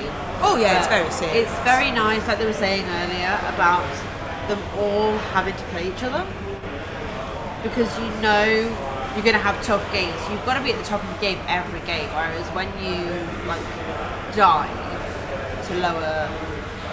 Yeah, this is what Keith was saying. Like, he's gonna have 5 tough games, but if you've got a full bowl, and I know he called out some specific countries, and we do apologise. The thoughts of Lord Keith do not represent the thoughts of the Dizzy Bess and Co. That you do end up. Let's just keep going. Yeah, so you do end up getting some easier games, and it can just help you to build yourself back up to get back in there, because it mentally is. It's hard to have so many hard games. It really does test the team as well, right? Well, that is the whole point. Team, yeah, and what Jock has put on here with the home nations, getting all the nations together to have a proper go at essentially fighting with each other, as the practice for Euroball has been phenomenal, and it's really well received, and he's done a really good job of doing it. He's running a great tournament here. Oh yeah, it's so much fun, and there's like the bowl and the open are both going really well. That's wrong. Why is that on that? We want these two. So we have got Viking versus is it Flacco? Yeah. Viking versus Flacco. Viking was the one who played Tree, wasn't he? Yeah. Very early on. And unfortunately had 8 failed pickups. 8 failed pickups, she said, and then he did eventually manage to pick it up, and then Tree managed to sack the ball, and he couldn't pick it up again. Oh no! But yeah, I've popped the links into the chat. So if you want to have a closer look at the action, take a look at the rosters yourself.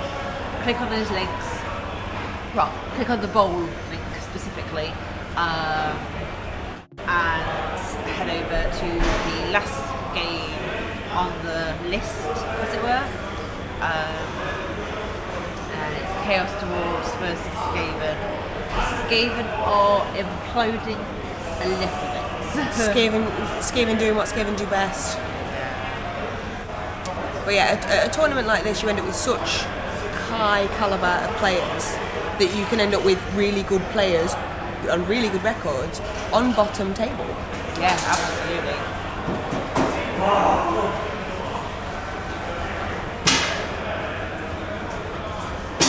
He's just fallen over. Yeah, that player's just failed a rush. And he's stunned. That's massive. Is that ball safe? The ball is being held by someone. Let's just stop and think for a second. Is that ball safe? How many coaches say that worth well? I've not been out to have a little nosy. Collie, would you say there are any players who are looking a little bit delicate today? I haven't noticed if there's anyone looking a little bit delicate today. Yesterday, a few of us were a little bit delicate. I did run into Glowworm and Sean and they were both a little worse for wear, but that's not really a surprise. No. But yeah, we were on Friday night. All the Scots were at the Student Union. The Irish came. A few of the open teams where there was a lot of us there, and that was fun. And much drinking happened and was had, and I was very poorly yesterday. Very, very poorly yesterday.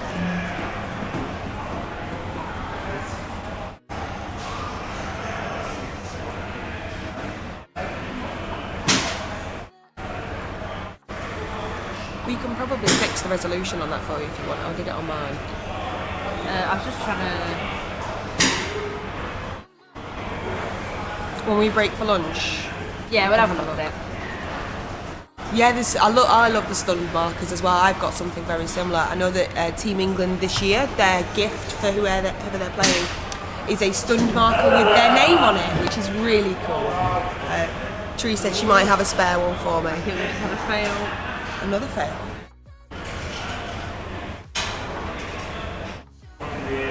And something else is stunned, I believe. We're shooting through these turns on turnovers, aren't we?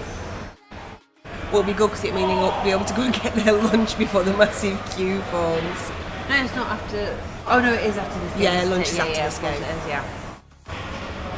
Late lunch today. I kind of like that format, having a late lunch. 2 games and then lunch. It depends. Depends how I'm feeling. Yeah. Because there are some days where I'm just like, I am so hungry. I can't think. There was the option to have a breakfast roll this morning, bacon, sausages, or something veggie. But I wasn't here. Today's lunch option is chicken jalfrezi or a dietary inclusion, which I have to say, they're giving us a lot of spicy food. That's because this is the Home Nations where the Blood Bowl is spicy. Oh, I know. And I do like, you know, I'm not opposed to spicy food, and that's not the problem. But we had chili yesterday. We went out for an Indian last night, which was really good. It was really good. It was really fun. But yeah, I'm interested to see what the dietary alternative is because I am not a meat eater. No, because he's a vegetarian. We always make a nice special food. The chicken jalfrezi is not something I will partake in, so I am curious to say what the dietary alternative is. Oh yeah, and also of course the hot sauce that's been handed out. Yes, Jock said he might have hot sauce for us. I don't know whether we'll get a full. I was about to say we've not. Speaking of, actually, the tokens. You have some pictures of the tokens. I have the tokens. Oh, is it one for each? No. Well, I mean, you can take one of these if you want. Ireland and Scotland. Oh, it's Wales, isn't it? Daffodil. Yeah, it's Wales. Yeah. And I have some coins as well. Coins. Well, we should take some pictures of these because they are only available for Home Nations.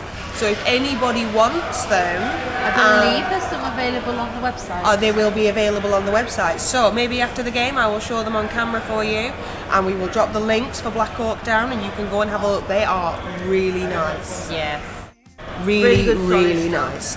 So we'll show them off at the end. And I was showing off this game earlier. I've heard about this game. I've seen it a lot. It looks really interesting, and it's affordable as well. Like you know, other Blood Bowl alternatives like Dungeon Bowl, there's a big box you need to get, and it's quite expensive. So what is this? Can you tell me what this is? Because I haven't heard much about it. So this is called Blood Brawl. And it's like a little, basically like a boxing ring. It's a very small little arena that you get for. I'm trying to think. Looks like an MMA cage. Yeah, you can buy. You don't have to, but you can buy like a little cage to go around it to make it a bit more like.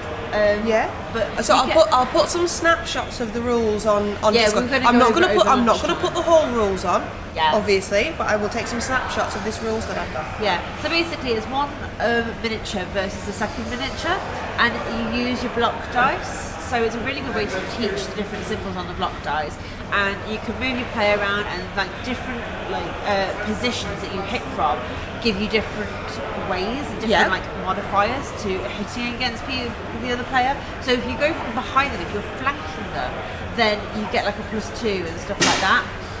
+2 strength, and so on and so forth. One way you might want to do it is to dodge out and then go around the back to get that extra strength on them.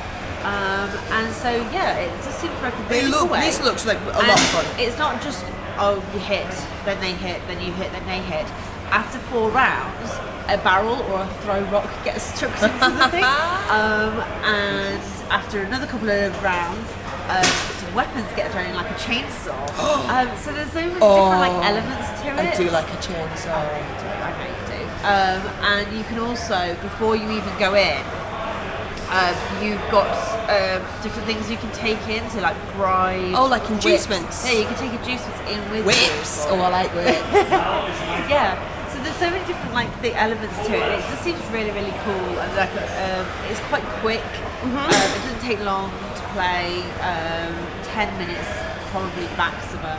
And like I said, really good to learning the block dice and stuff like that. And you can get the pitch for 20. I think it's about £25. That sounds really I affordable. can't remember. Yeah, that sounds really. Exactly. It's a lot cheaper than getting all the blood, but everything set up to actually make it. Exactly. And you just use one miniature, so if you get ball loose. Yeah. It looks like they're having some issues on the pickups again.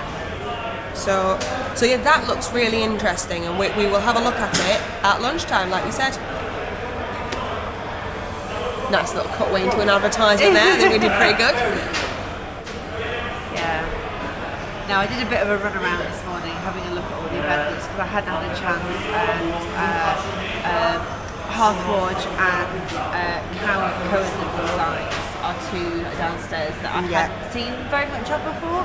And Cohen Designs is going to be doing a little bit of tabletop streaming at some point as well. So definitely keep an eye on them and their stuff. They do a lot of wooden items, so wooden dice towers. And they're really nice. They're really, really nice.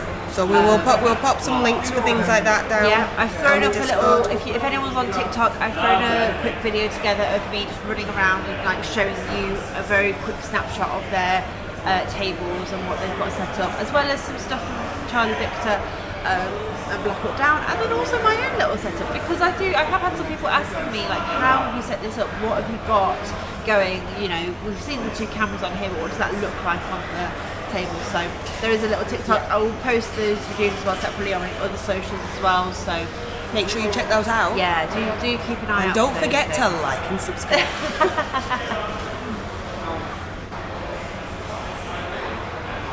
That's another.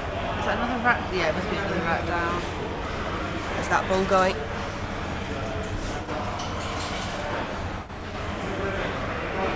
Oh, broke with almighty blow.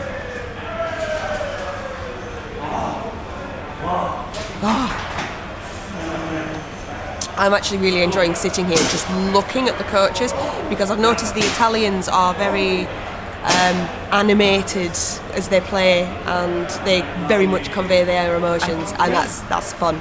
I think that might have been turn 8, because I think they've just done their KO rolls. Potentially.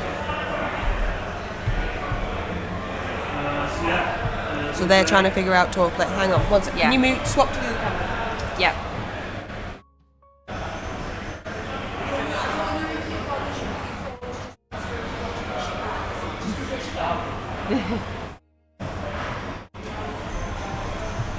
Okay, there we go. Right.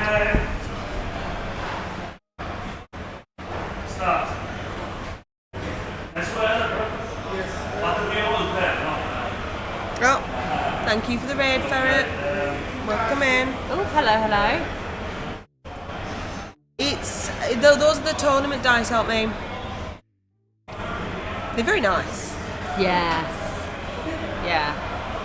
Hello. You've got time. Do you want to take a break? Yeah, don't worry about this. Yeah, absolutely. Okay, so. Hello. I hope you all had a good stream. What is the time of the round? There is an hour and 25 minutes left, which is why we're just saying to them, because they've just looked over and said, can we have a break? It's like, absolutely yes. Because sometimes when that was so intense, and you know, there was a lot going on there that they didn't manage to get done. So sometimes you just need to have 5 minutes to just collect your thoughts, and they've got so much time. I think a lot of that round was a lot of turnovers, so it went by very, very quickly. Sorry, that just popped the mic a bit. So they had a lot of turnovers, so I can understand why they'd want to have a little bit of a break. There we go. Like, there is still music playing, isn't there? Yes, it is. All right. But yeah, thank you very much for the raid, Ferret. I hope you had a good stream. There we go. How are we all doing today? I hope everyone's having a good day. Is enjoying the Blood Bowl. Oh, I didn't mean to close that.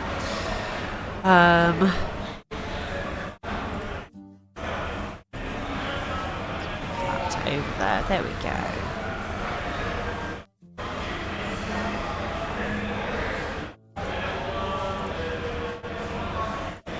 I love your little dancing ferret, although it does look like, with the way that the tail's sort of shaped, it looks like it's wearing a tuxedo or is a penguin. Because I have it on dark mode, so I suppose if it's in light mode it doesn't look quite as much like that, but yeah.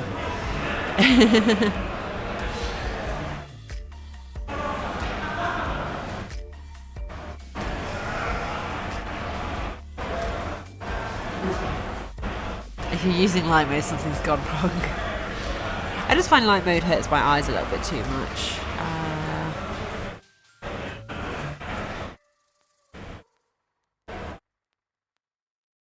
So yeah, chat, I would love to know your opinions on this weekend, on everything that's been going on, the stream.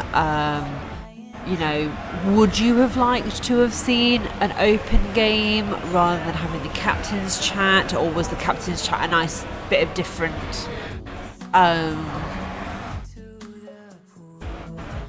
you know, a different element? Like, I'm always open to feedback, always open to hearing your ideas about things, if they're feasible.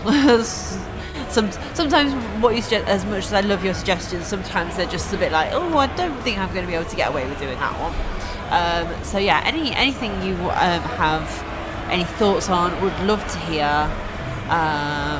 Let me once again make sure that you've got your links to the tour play, and then I'll also throw in the Discord link.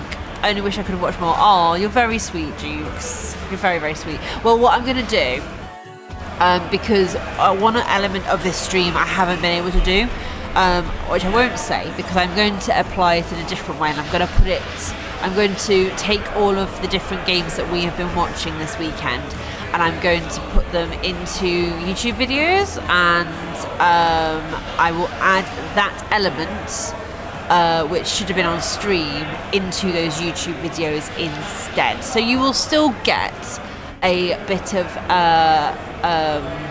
fun from that, which is why I'm being really careful not to say too much, because I think it's a really cool thing, and I wish I could have got it ready for you all earlier, but you know, things happen and it doesn't always work out that way. But yeah, we'll get that for you all.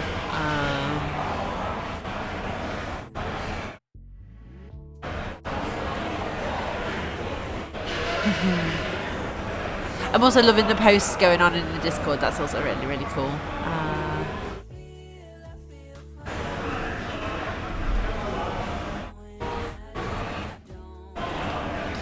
So let's do I tell you what we will do. While we are waiting, we will have a little look at what's cracking off in some of the other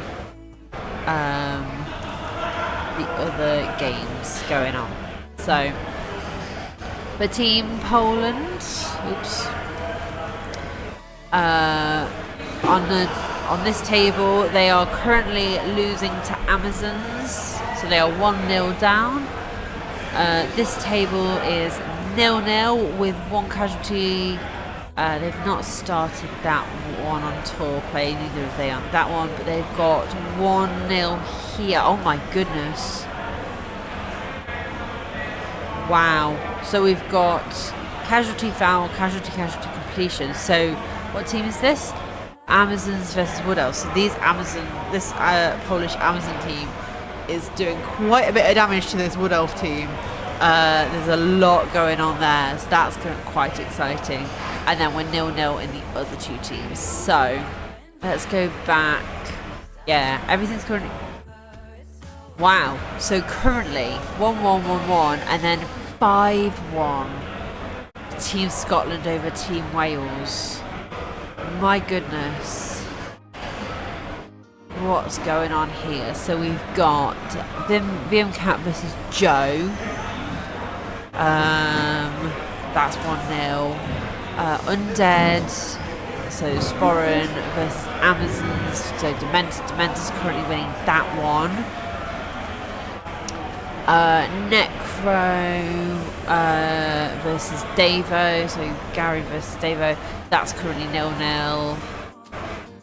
Amazons, so San versus Gav. San is currently winning that one.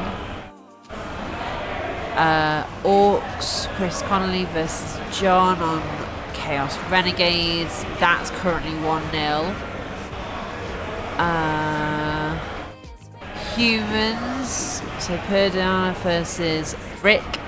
The humans are currently winning against Rick's Undead. Skaven versus Elven Union is 0-0.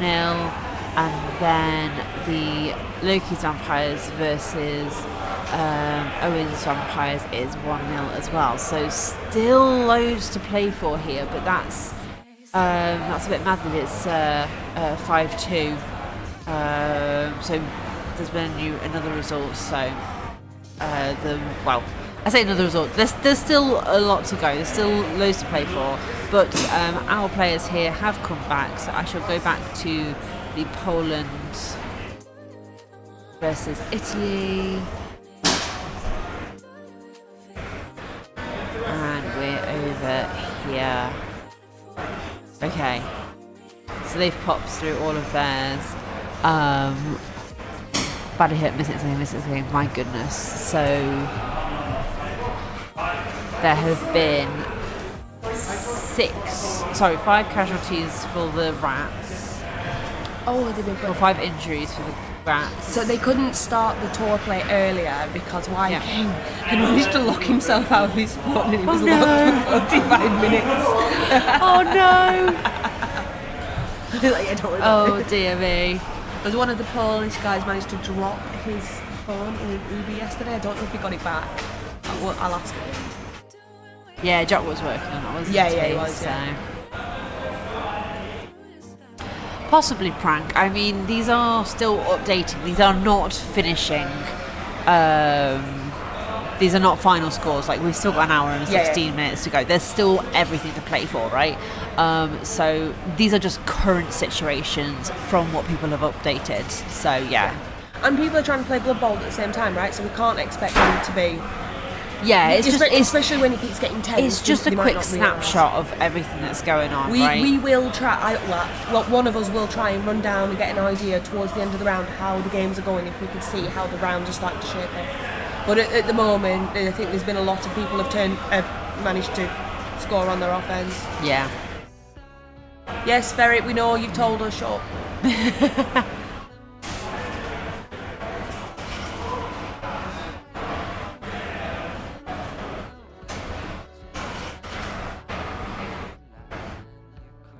Oof, so that's another rat removed.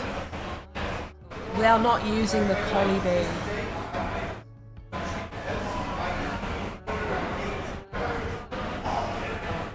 No, I think it's a lot different if you're used to playing leagues because you do need to track everything that's happening turn by turn in a league. You need to check who's scoring, who's doing what, get that SVP. You also need to make sure that the SVP is going on to the right player. I will say it is too easy to accidentally give the wrong player the SVP. Because I did that once and I immediately said to my TA, I was like, I'm so sorry, I'm sorry, league organiser. They can fix it, can't they? Yeah, they did. He did fix it. And I was like, I'm so sorry, I clicked the wrong player for this. Could you just get this sorted for us? Yeah. And then you also get instances, I think it's being fixed now, that if you would give a touchdown to a player with no hands, it would break the tournament.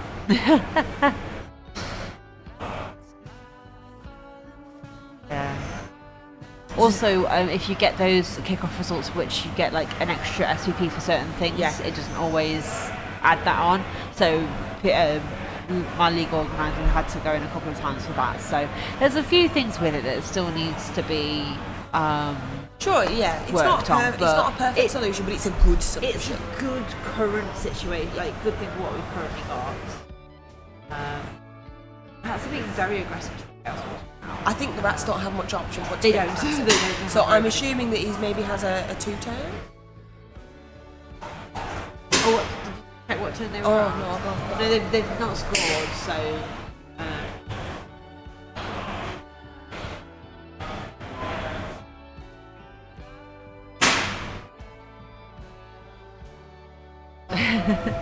Yeah, this is going into the second half. Yeah, I thought it might be.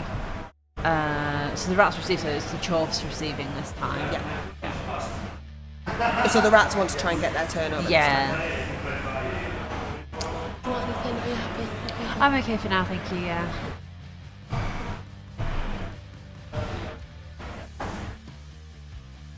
We'll go get us another coffee later.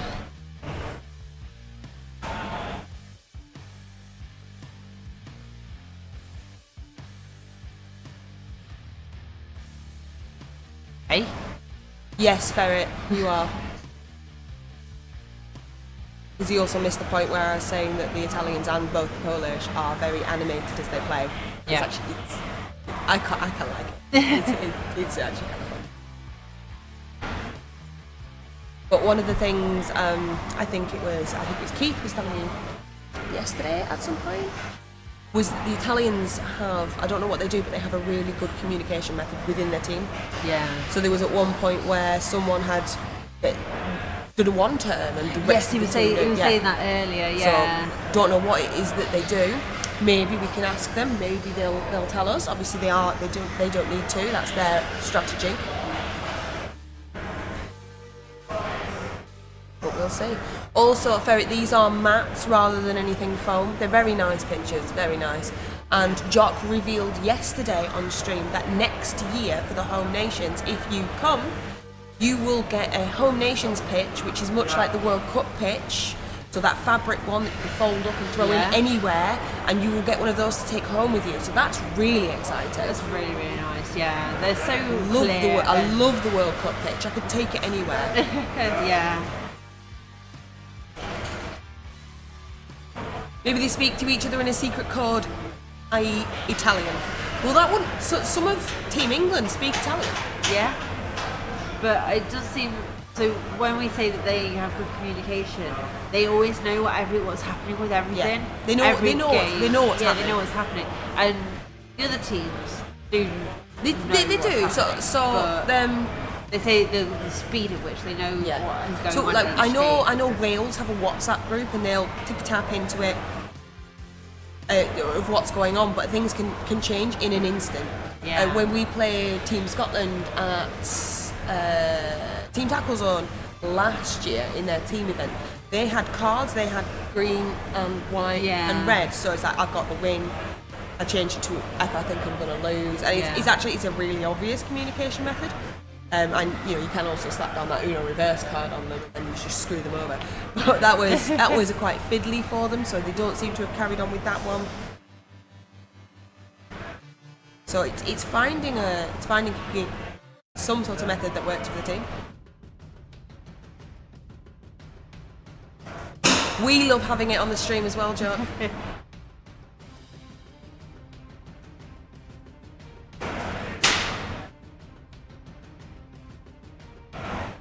Yeah, and it's a metal topped table that we've got them on. We did have them on one of the wooden ones, but it was really shaky and it was making the pitch shake on the camera. So we swapped the tables. So it's louder than it would be normally. Yes, that doesn't help. Don't worry, Kindred. Oh, that's very sweet of you. Thank you. You can't hear from the other side of the hall. You're doing it wrong anyway. Well, we are not too close to the players, but like we're not as close like to the rest of the lot, to the main lot. So this is a bit quiet, but they're all on like wooden tables, and we switched the wooden table out yesterday because it was just making the camera so shake. It wasn't shaking that badly to play on it. Yeah, but it was for the camera, so we swapped it. Ruth and Matt, thank you very much for the raid. Welcome in. I hope you had a lovely stream.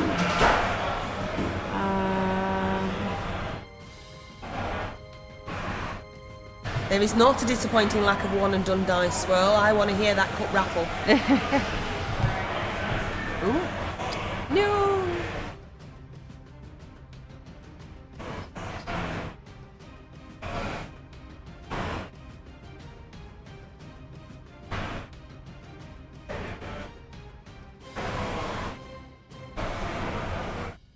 So when do we get a tree stream?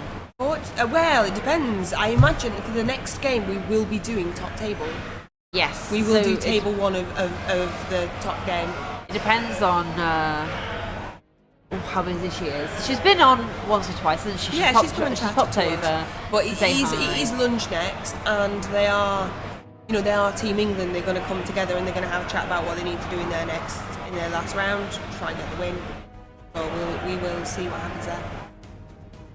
But we you never know. She might be on the last stream. Depends how the rest of the Team England go. That is true.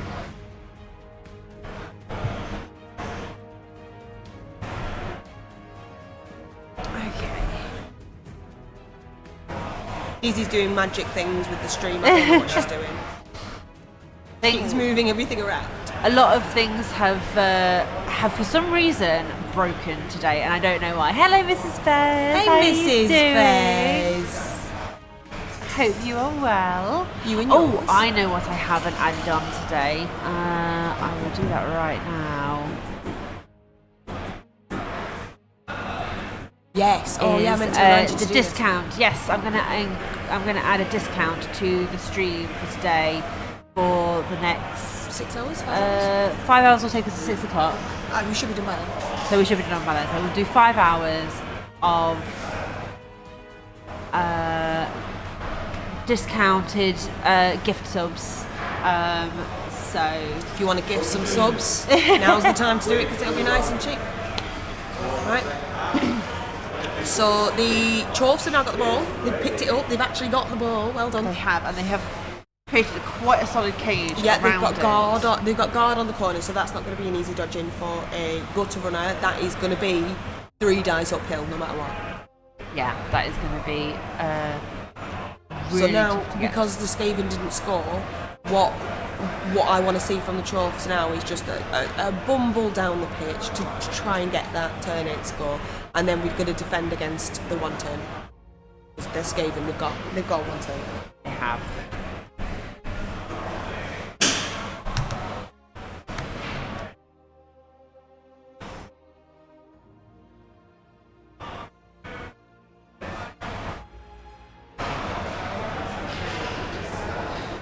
Oh, Lady LaFay. No, wait, no, Kindred. Sorry. Kindred, apologies. It just came up with Lady LaFay at the top. But Kindred, thank you so much. 5 subs. So, thank you. Everyone who we got, Meth subs, we'll tell her and she can come and say thank you in person. It's Polly, Max, Frosty Bear, and Lady LaFay, you are all, you've all got yourselves a subscription. Kindred, thank you so very much. That's really, really appreciated. And it really helps me do things like this really more often.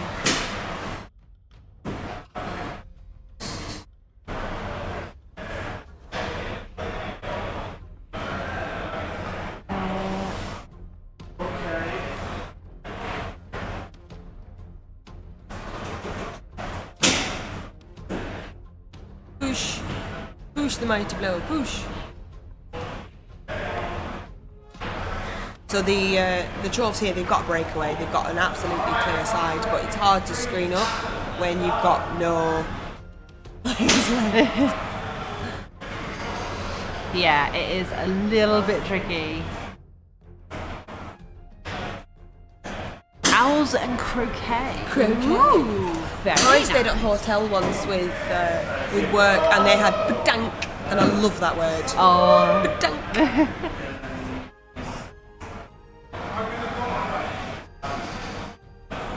Is that Max? What language is that? Is that Italian?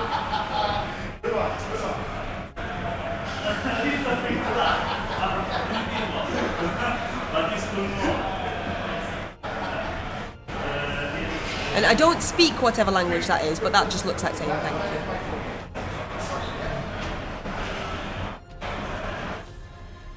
oh, thank you, Kindred. And I want to do more of this. I want to bring more tabletop to the online world because it is so important to keep this hobby alive, both online and both in person.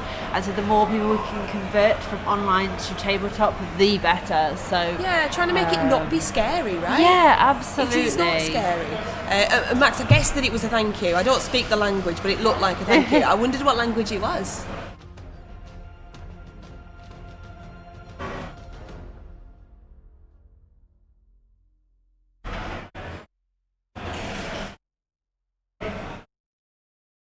Do you think it's scary, Chris? Can we ask what about it you think is scary?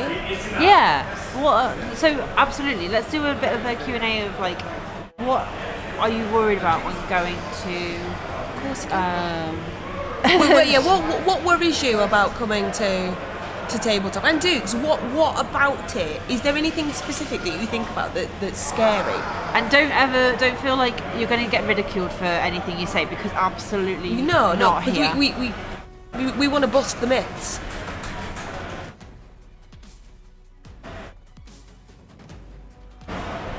So I remember my first tabletop, and again, I also was Having to do all the math and rules in your head, you're absolutely right. That is hard. Apostasis, no, we don't do that. No, We are an definitely inclusive not. community. We want online to come into tabletop. We want tabletop to go into online. But yeah, Chris, you're right. I found that to be the hardest thing. So Yeah. to help me with that, I just took lizards. Because the skinks are always going to dodge on a 3+, and the saurus always have a block. Yeah. So I think first tip would definitely be take a team that you know really well. Kalon is not scary. If we think he's, we can get him on. Yeah, absolutely. And we can bust the myth that Kalon is scary. Playing top for a year, never online. I now go to 2 to 3 tournaments a month and have met so many people in the community. It absolutely is incredible. So yeah, absolutely. I think taking a team you know really helps with that, knowing the rules, okay, and having that. Cheat sheets are so crucial for those things that you are worried about. Cheat sheets, fine. Playbooks, not fine. Yeah, absolutely. Like having a cheat sheet of this is how you work something out, or this is what you need to know. Like this is how I throw a teammate. This is how I make a pass. This is how I make a block. This is how I work out a foul assist. Yeah, things like that, absolutely fine. Of course, bring them if you want them. Doing them in a timely manner so young. So what I would say, crisp on that front, is talk out loud when you are thinking something through. I still do that. I count. I go. So I'm strength 3, 4, that's 5, exactly what and I you was are about to 4, say. 5, 6. So I'm 2 dice uphill, and that really helps. And it's like this is a dot. So I'm going to dodge here. So it's a 3. I start at a 3, and then I add the other ones onto it. And what I found when I was new is which chap, Steve Monty, sorry. Go on, keep going. When I was new, and I'd explain to the opponent, I haven't played that many games. Yeah. They would be more than willing to help me count it out at first. Yeah. So when I'd say, I think that this is a 2 dice block, they go, no, actually it's a 1 dice block because of the and that because is so important. And yes, I love BB Coach I've system. never used it. I've got it. I don't know what it. I've never heard of it, honestly. It's this one. Ah, okay. So it's got a chess clock in it, passing charts, skills, the probability calculator, weather table, kick-off table. So useful. Yeah. Your injury casualty table if you're going in a league, it is a really good. The Nuffle table, so you can have it for league or exhibition. What I found is just saying at the beginning of my game, I am very new. I'm a little unsure on certain things, so I'm just going to talk through what I'm doing. Not so that you can tell me not to do something, but so that if I make a mistake, we are both on the same page. We're on the same page as to what my thought process is, and you can then go, but that won't be a 2 dice. That would actually be a this. So I've done that with a few opponents recently. It's like, I think I'm going to do this, this, this, and this, and I go, okay, well it's a 5+ dodge there because of these 2 tackle zones, and then it's a 4 and then a 3, and then you're going to rush. And then you're going to get an uphill. But also, is that really what you want to do? Yeah, but also don't be afraid to stand your ground if you are sure on something. Yeah. Like Day had an opponent who thought the Apo was still the old rules and was very much pushing. And so when that kind of thing happens, and you're like, I'm pretty certain. The thing is, if you're worried about standing your ground in that, don't stand your ground. Call a TO. That's what I was just about to say. If you don't want to stand your ground, or you're like, I don't know if you're right or not, ask a TO. Get someone over and just be like, look, I think this rule might be this. Can I just check with you? And they will tell you. And they will make the decision. So it's not you making that decision, because then that can end up then creating that bit of animosity between you and your opponent, and that makes for a bad experience. Kindred, one thing I've always found is if you are playing a tabletop, quite often people will have bands or loom bands specifically. If they have loom bands rather than the Charlie Victor ones, which have the skills written on them, if they give you a paper copy of their roster, write down the colour of the bands that they have taken, because yesterday we had a player who had orange as their block or red as their block, which is usually blue. It's usually blue, so for me I would write down, okay, red, like that player's got block, and I would write red next to it, and I would write down, or I would write my own colours down first, and then when I hand it over to my opponent, they can see what colours I've used for what skills and stuff like that. Orange is tackle, damn their black heart. Okay, yes, Bryden, you're right. Conflict can be really hard to deal with, absolutely. And a lot of people are very conflict averse, and that's absolutely fine to be that way. I've not really come across many tabletop players where you have an argument with them. I've not so much had an argument with them. I went to a tournament recently, and they were unaware of the FAQ, it would appear. So they didn't understand that Mighty Blow didn't work in certain circumstances. So when I said, that's not a KO because you don't have Mighty Blow, he's like, I do have Mighty Blow, I'm a Ratto, but I've got Mighty Blow. I was like, okay, it's in the FAQ, let's get the FAQ. So, and then there was a ball and chain, and I rolled a 10, and I was like, right, that's dead. It's like, no, you've just broken arm. I said, well, actually, no, it's a ball and chain, so let's get the rule book out, and then you can't dispute the rule book. Colour blindness. Well, no, deflect. I think you found something really important there. And people are colourblind or colour deficient. I think that's why the Charlie Victor's is good because it has them written on. So you can see that it says block as well as it's being blue. But then that also comes into the communication part of playing tabletop, because talk to your opponent, and then when they say, I'm going to hit this, and you can say, right, that's tackle Mighty Blow.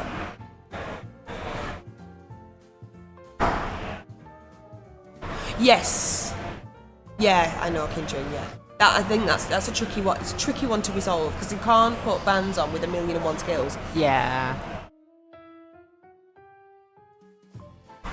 Having a chat at the beginning is always useful. You sit there, hi, my name is Lizzie, this is my team, and I always lay out my team very, very specifically, separating. And a lot of people do that. Separate your positionals out, talk to each one, talk them about each one. When I was playing gnomes, because they are a new team and they have some fun rules, I had to go through them. Like, right, do you understand what this, like the trickster, the illusionist with the trickster skill, that is a tough one to kind of go through. So I would always like, okay, if you're hitting me, then I get to do this and that and the other.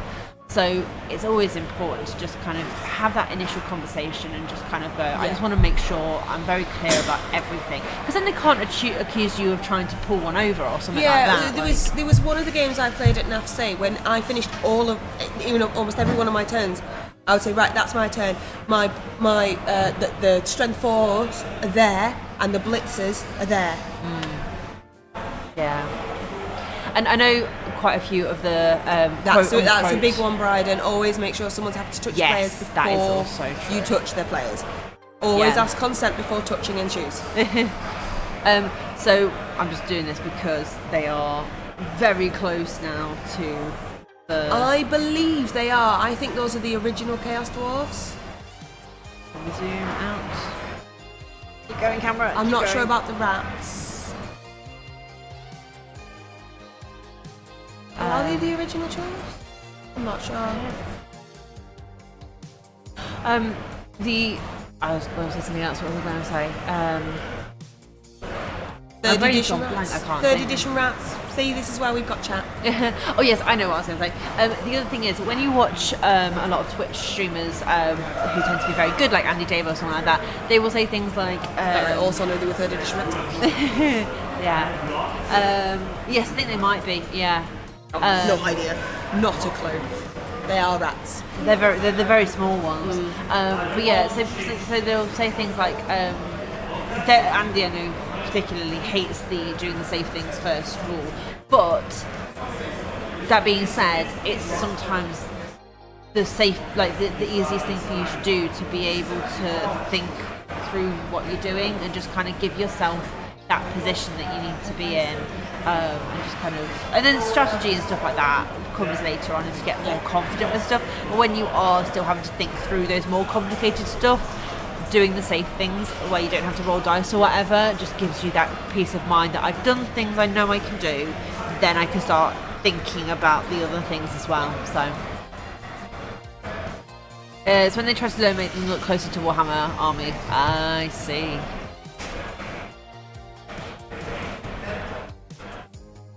Third Ed is 1995.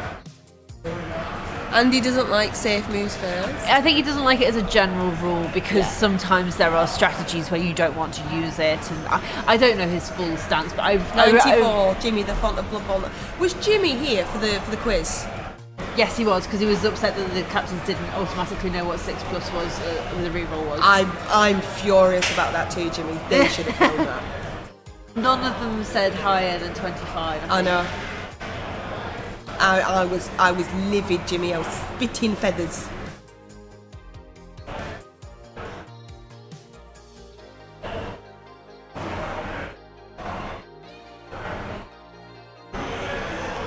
So it feels like the rats are just kind of backing off and letting this happen. So I think he must be saving up for his one turn to save the draw. Must be, yeah. I'm sure there's some sort of team orders going on there for what. You're still gassed. I know, me too. Any updates on the Ireland-England match? We can have a look. Collie is off. She is on it. Oh, sorry. Yeah, I can turn that down.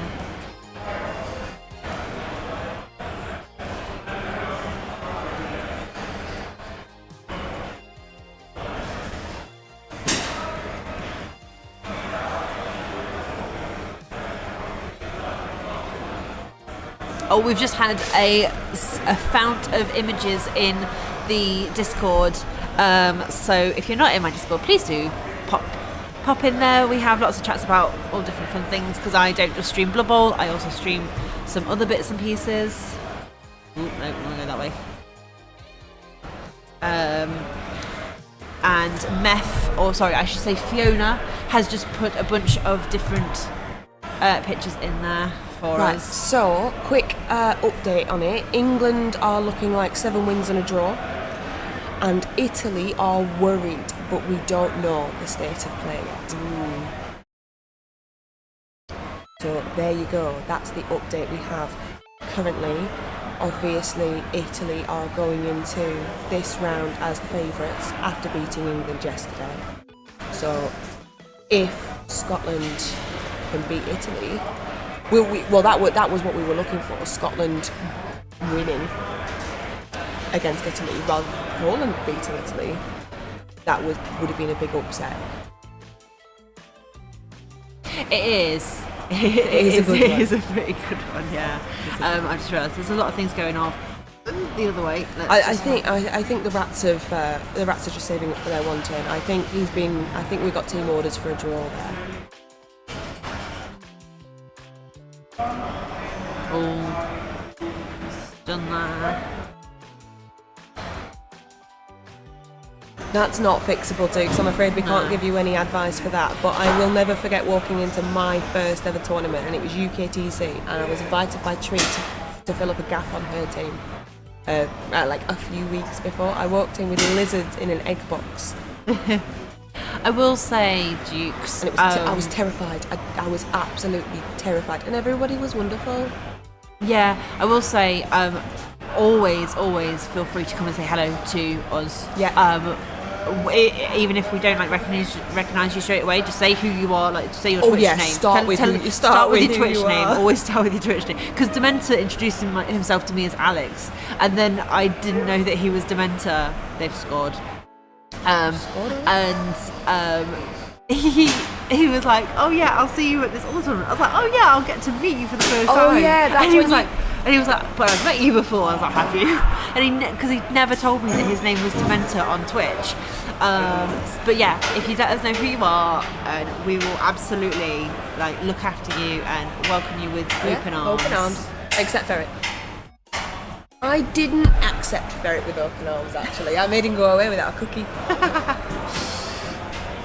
I know, but I'd met him at. It wasn't Davo's first. It was maybe a different one. I can't remember what it was. And then I was just like, oh yeah, I'll get to see you at this tournament. And he was like, but I've seen you before. And I'm like, have you? Yeah.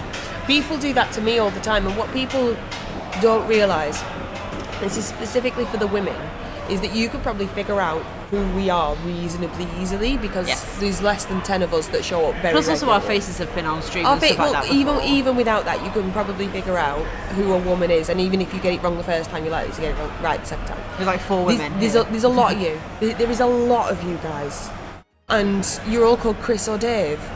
Yeah. There's so many Chris's and Daves, it's ridiculous. But yeah, always feel free to come and say hello to us. We would love to. Everyone is so lovely. And one thing I found is that I often I'll check in on my prior opponents, and I will like pass them as I'm walking around the hall or whatever. And I'm like, how did your last game go? And they'll do that to you as well. Yeah, they'll come and check on how you're doing, and yeah.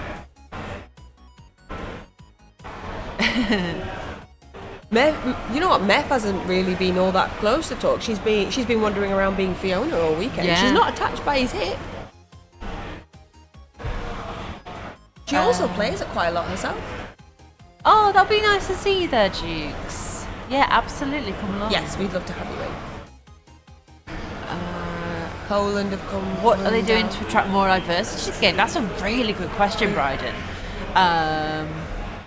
How many Chris's or Daves? Honestly, it's making the women that are there prominent. Yeah.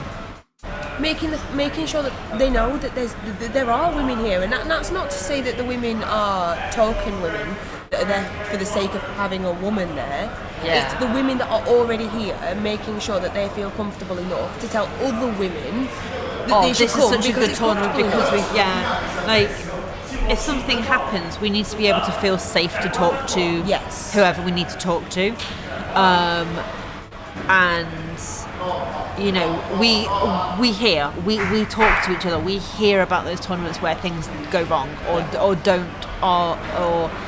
aren't as inclusive, or we don't feel like there's anyone to talk to, or they felt really uncomfortable. We hear about them, and so we avoid those ones like the plague.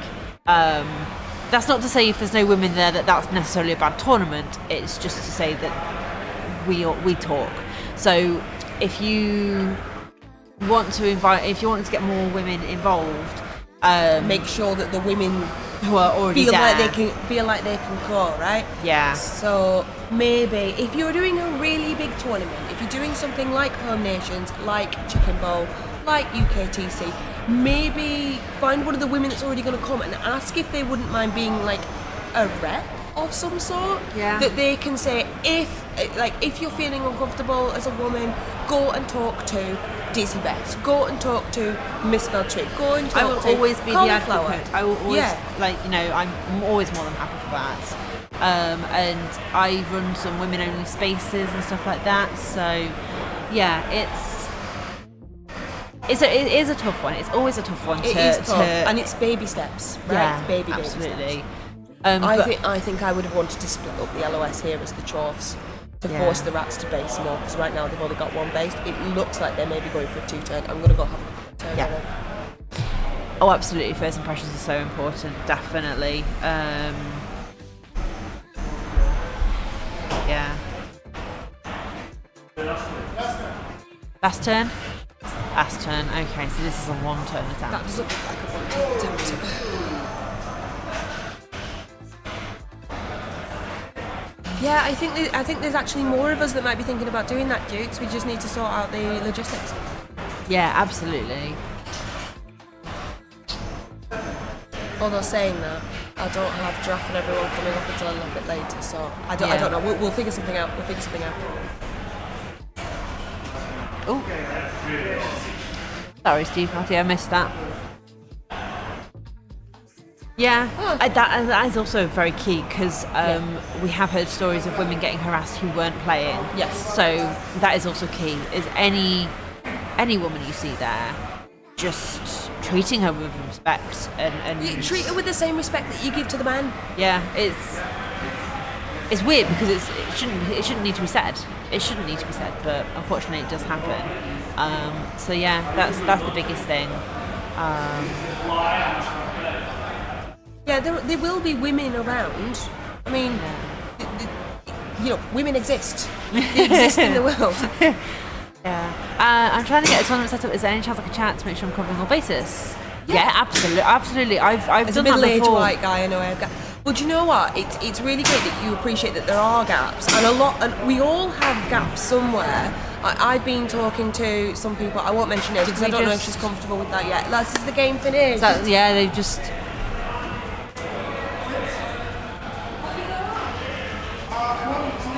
1-0 win for the Chorfs. Unfortunately, the Skaven could not pull off those that 1-turn touchdown. Yes, no, absolutely. Oh, are you back? Let us know. Well, I'll say let us know when you're back, but you can't hear me. One would think it's not a hard thing to ask for. Yeah, and yet some people act like they're stepping on. Yes. Yeah. Oh, absolutely. It's insane. It is absolutely insane. What some people will do. Collie's just having a look at the things. There's the dice tower.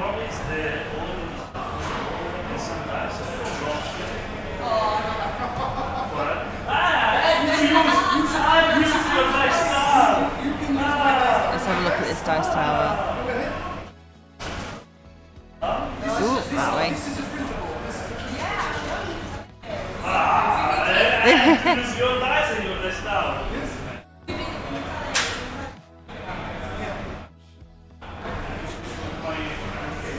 Hello. Thank you for your patience with ads. Absolutely will be. Yeah, that is also true, Bryden. And also, don't assume that the women are completely brand new.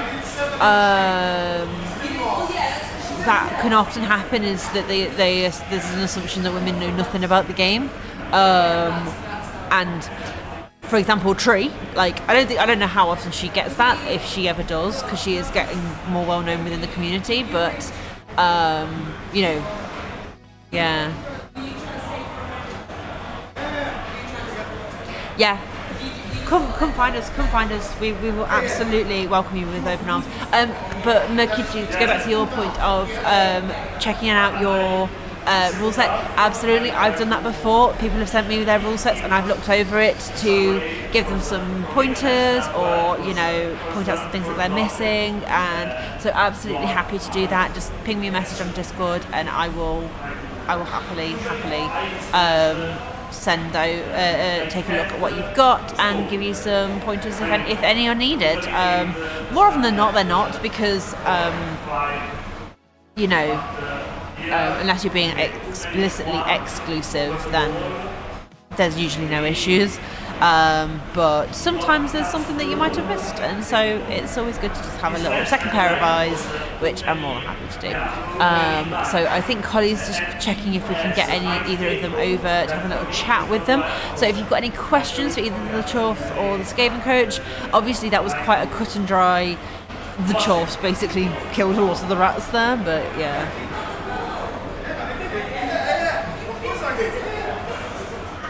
If you've seen that, surely you would word it. It's nice to meet you. How long have you been playing with balls?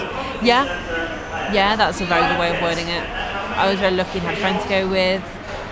Yeah, I had Day to go with, so that was nice. But you do get separated from the person that you know, because you're not on the same table, not sitting next to each other, and so that confidence to go away, to be sat on your own, surrounded by other people that you don't know, is nerve-wracking. It really is. So our goal is always to make as many people feel as welcome as possible. So if you see us, please do come over, say hello, introduce your Twitch name, so we know where we know you're from, and yeah, we'll have a good time. I'm just going to check with Collie if they're coming over.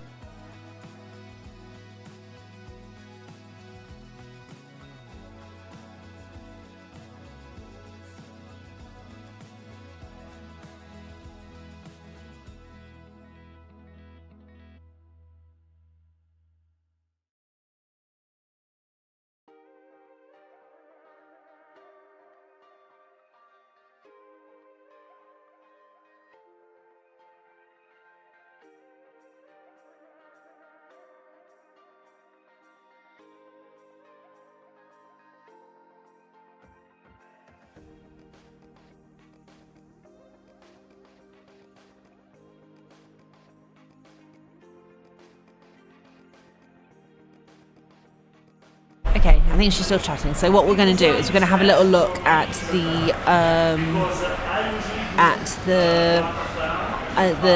results and see what we have.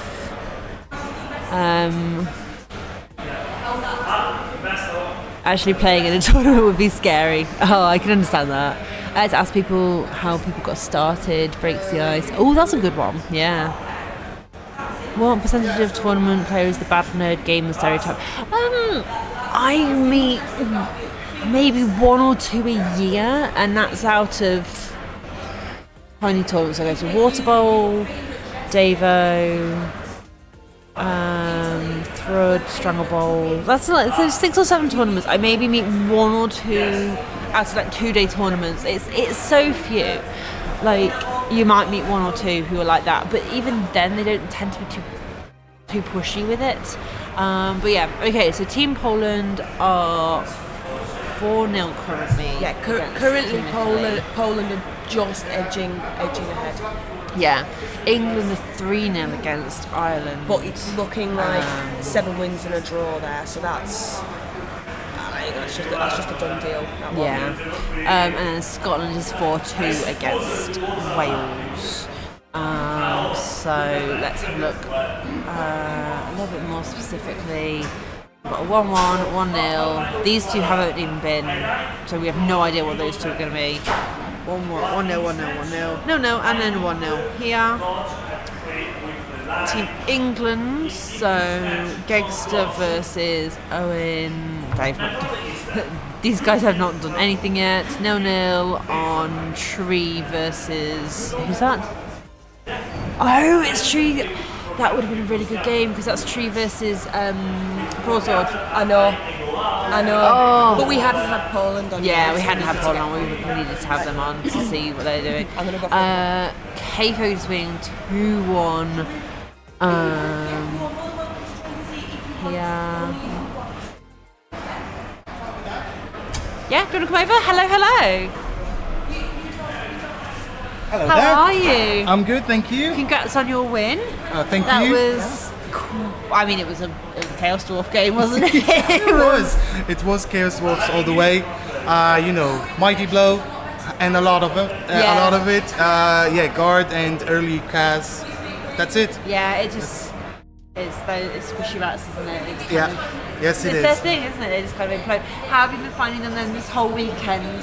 Oh, yeah, well, a couple of upsets for me yesterday. I played Misspelled Tree. Yes, we heard about that game. Was it 8 pickups? Yeah, I failed That 8 is pickups.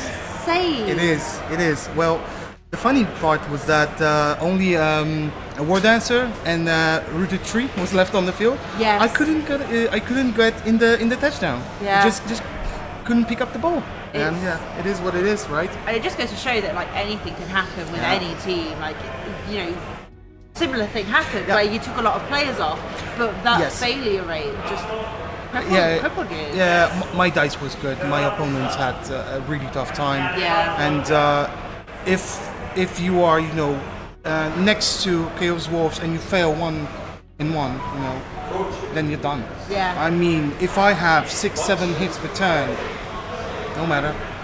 Yeah. You're done. So, and that was it. No finesse, nothing. Just pure, bash, and I just went through. I mean, that's an aspect of Blood Bowl that it can work really, really well.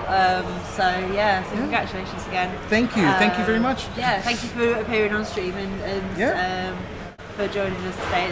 It's always good to have. Oh wow! I don't know. Wow. I don't know if Stream heard that, but there was just a massive cheer. That might have been Team Italy. It could have been. Yeah, they've been having a bit of a tough time. Yeah. It's 5-0 currently to Poland at the moment. That's the current situation. I don't know if your game is the first one that's finished. There's a couple that haven't been uploaded at all. So currently it's looking good for Team Poland right now. But I'm really happy for the team, Oh, you all heard that? Yeah, I'm really happy it for the team. was hard not to hear that one. Yeah, amazing. Yes. Yeah, quite. But the whole venue is amazing. It's literally amazing. 264 players. I think this might be the second biggest next to Eurobowl event. Yeah, there's close, the UKTC right? as well, which happens in the UK, and that one is a fairly big. I think that one is probably bigger than this because that's usually I think I want to say 300 to 400 players. I may be wrong on that. Yeah. But this is definitely one of the biggest ones. Yeah, It's been so well amazing run, thing, and it seems that everyone's having a good time, which is Yeah, always good. yeah. It's just been. It is, Dukes, but actually the way that it's spaced out, it doesn't. Well, I mean, we are kind of hidden away, so we can't fully see it, but it doesn't always feel like that when you're out there. It doesn't feel like it's 200 people. Just to let you know, there was a very big cheer from Poland. Oh no, we all was heard from Poland. Even Well, the stream. it's Poland. Oh, That was a Poland cheer. Oh wow. I have to be happy for the team. So yesterday I took 3 losses and tough ones. tough. So today, starting strong, it's good. It's good. Getting that one on the board is nice. Exactly. It just gives you that. Exactly. That and we were saying this morning. But this close to doing England is solid. England are going to be very happy, yeah. Well, I shall let you go and Yes. see how the rest of your Thank team you are very going. much Take a bit of a break. for having me. Thank you. Thank you very much. Hello. Commiserations. That looked really tough. A very hard match for my Scaly. Rats just imploded, didn't they? Yeah, a imploded. little Yes, bit. it's a correct word. It's imploded. It can happen because, my opinion, I'm not very fan to go against Chaos Dwarf because they have many guard, many mighty, and I play the first time against Bull Center with Mighty Tackle. Oh yeah. First time I see it, and the other with Frenzy, and in this way he can hit my gutter runner 3 dice and go on. So going into this then, because it looked like you went pretty quickly. Yeah, Pretty quick. yeah. So I usually do the stall only for tour yeah. because or erase my opponent. Yeah. And I start to work because first block made casualty on a dwarf 10-10 out. Not. Sorry. No, that's fine. No, that's fine. I understand Italy's not having the best round right now, so yeah, it's. And I need only 2+ with dodge to Yeah. cover the ball, and It another slips way into- to block 1 dice, pick up at 3 2 dice to make the touchdown. I don't like the choice of my opponent to make the end off on a bull centaur. Yeah. Because in this way he gave him another opportunity. This is the reason why I use the reroll to dice under on the hobgoblin. Yes. Yeah. But I was unlucky. Okay, I don't have strip ball, but if I was a strip ball, I made block, school block, Yeah. and double school. Oh, it's just the worst when that happens. It's just... And no, this is not my way. It's not my match, and probably I suppose I'm the worst of my team, and I don't like because it's my first time with the measure. Yeah. But it's a nice game. So coming from this, then, are you thinking of making any changes? Is there anything you would do differently? Probably only I can choose to use Apothecary on the Ratogre because I open my team Yeah. because they have many guard, many mighty, and this way you can protect Ratogre Yeah. because they have strong 5, armor 8, block. Yeah. That he can leave alone, I suppose. First block out. Yeah. Just, Yeah. What I can do? Probably only this. But other way, I lost another gutter runner. Some turns out, and I don't know. Yeah, Probably it's- second half. I have to no play, stay away. Leave him alone Yeah. to save my Skaven and do the 1 turn touchdown, but I don't have Juggernaut. yeah. It's easier than other team, but I don't have Juggernaut. Yeah. It's one of those ones because Juggernaut it only is good on your on your turn, isn't it? But There are two ways to use Skaven, Yeah. Juggernaut or block. I like block because with block I break.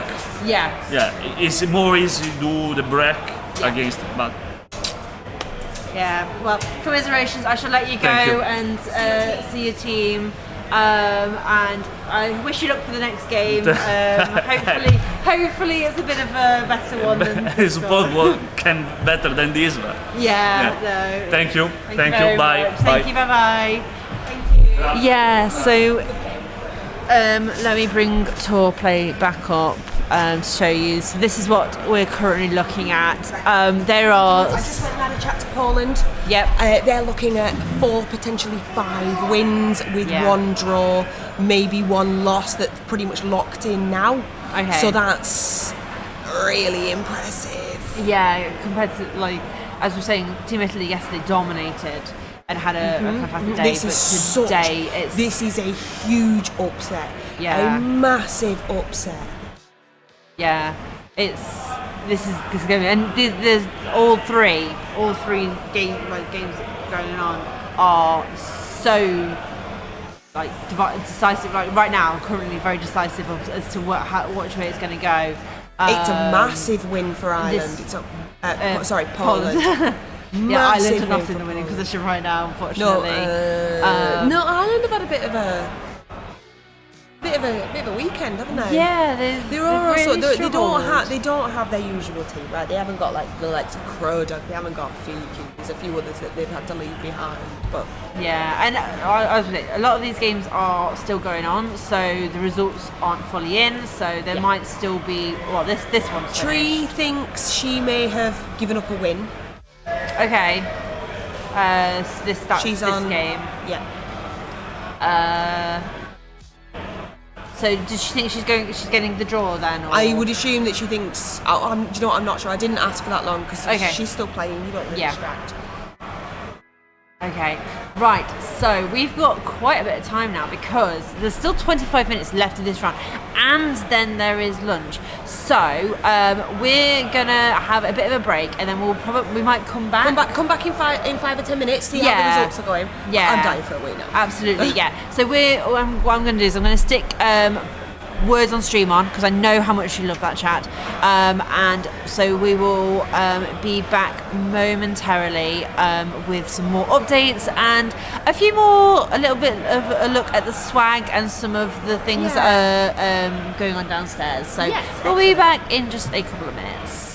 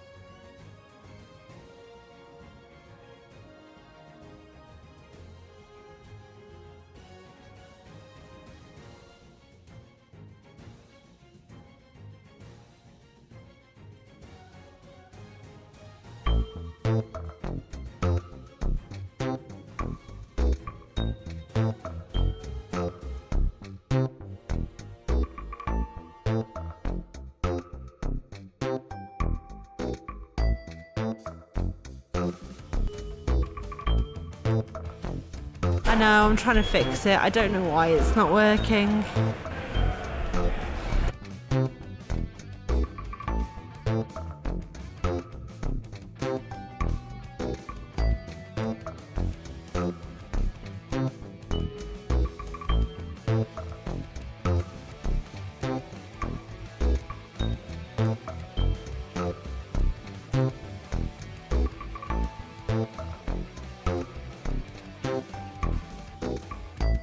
Right, I get the feeling OBS might have crashed.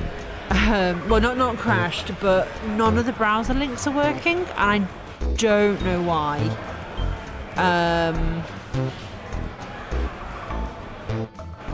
So I'm going to just do a quick reset of OBS and see if that fixes it. So please don't go anywhere because the stream will be back almost immediately. Okay, so I'll be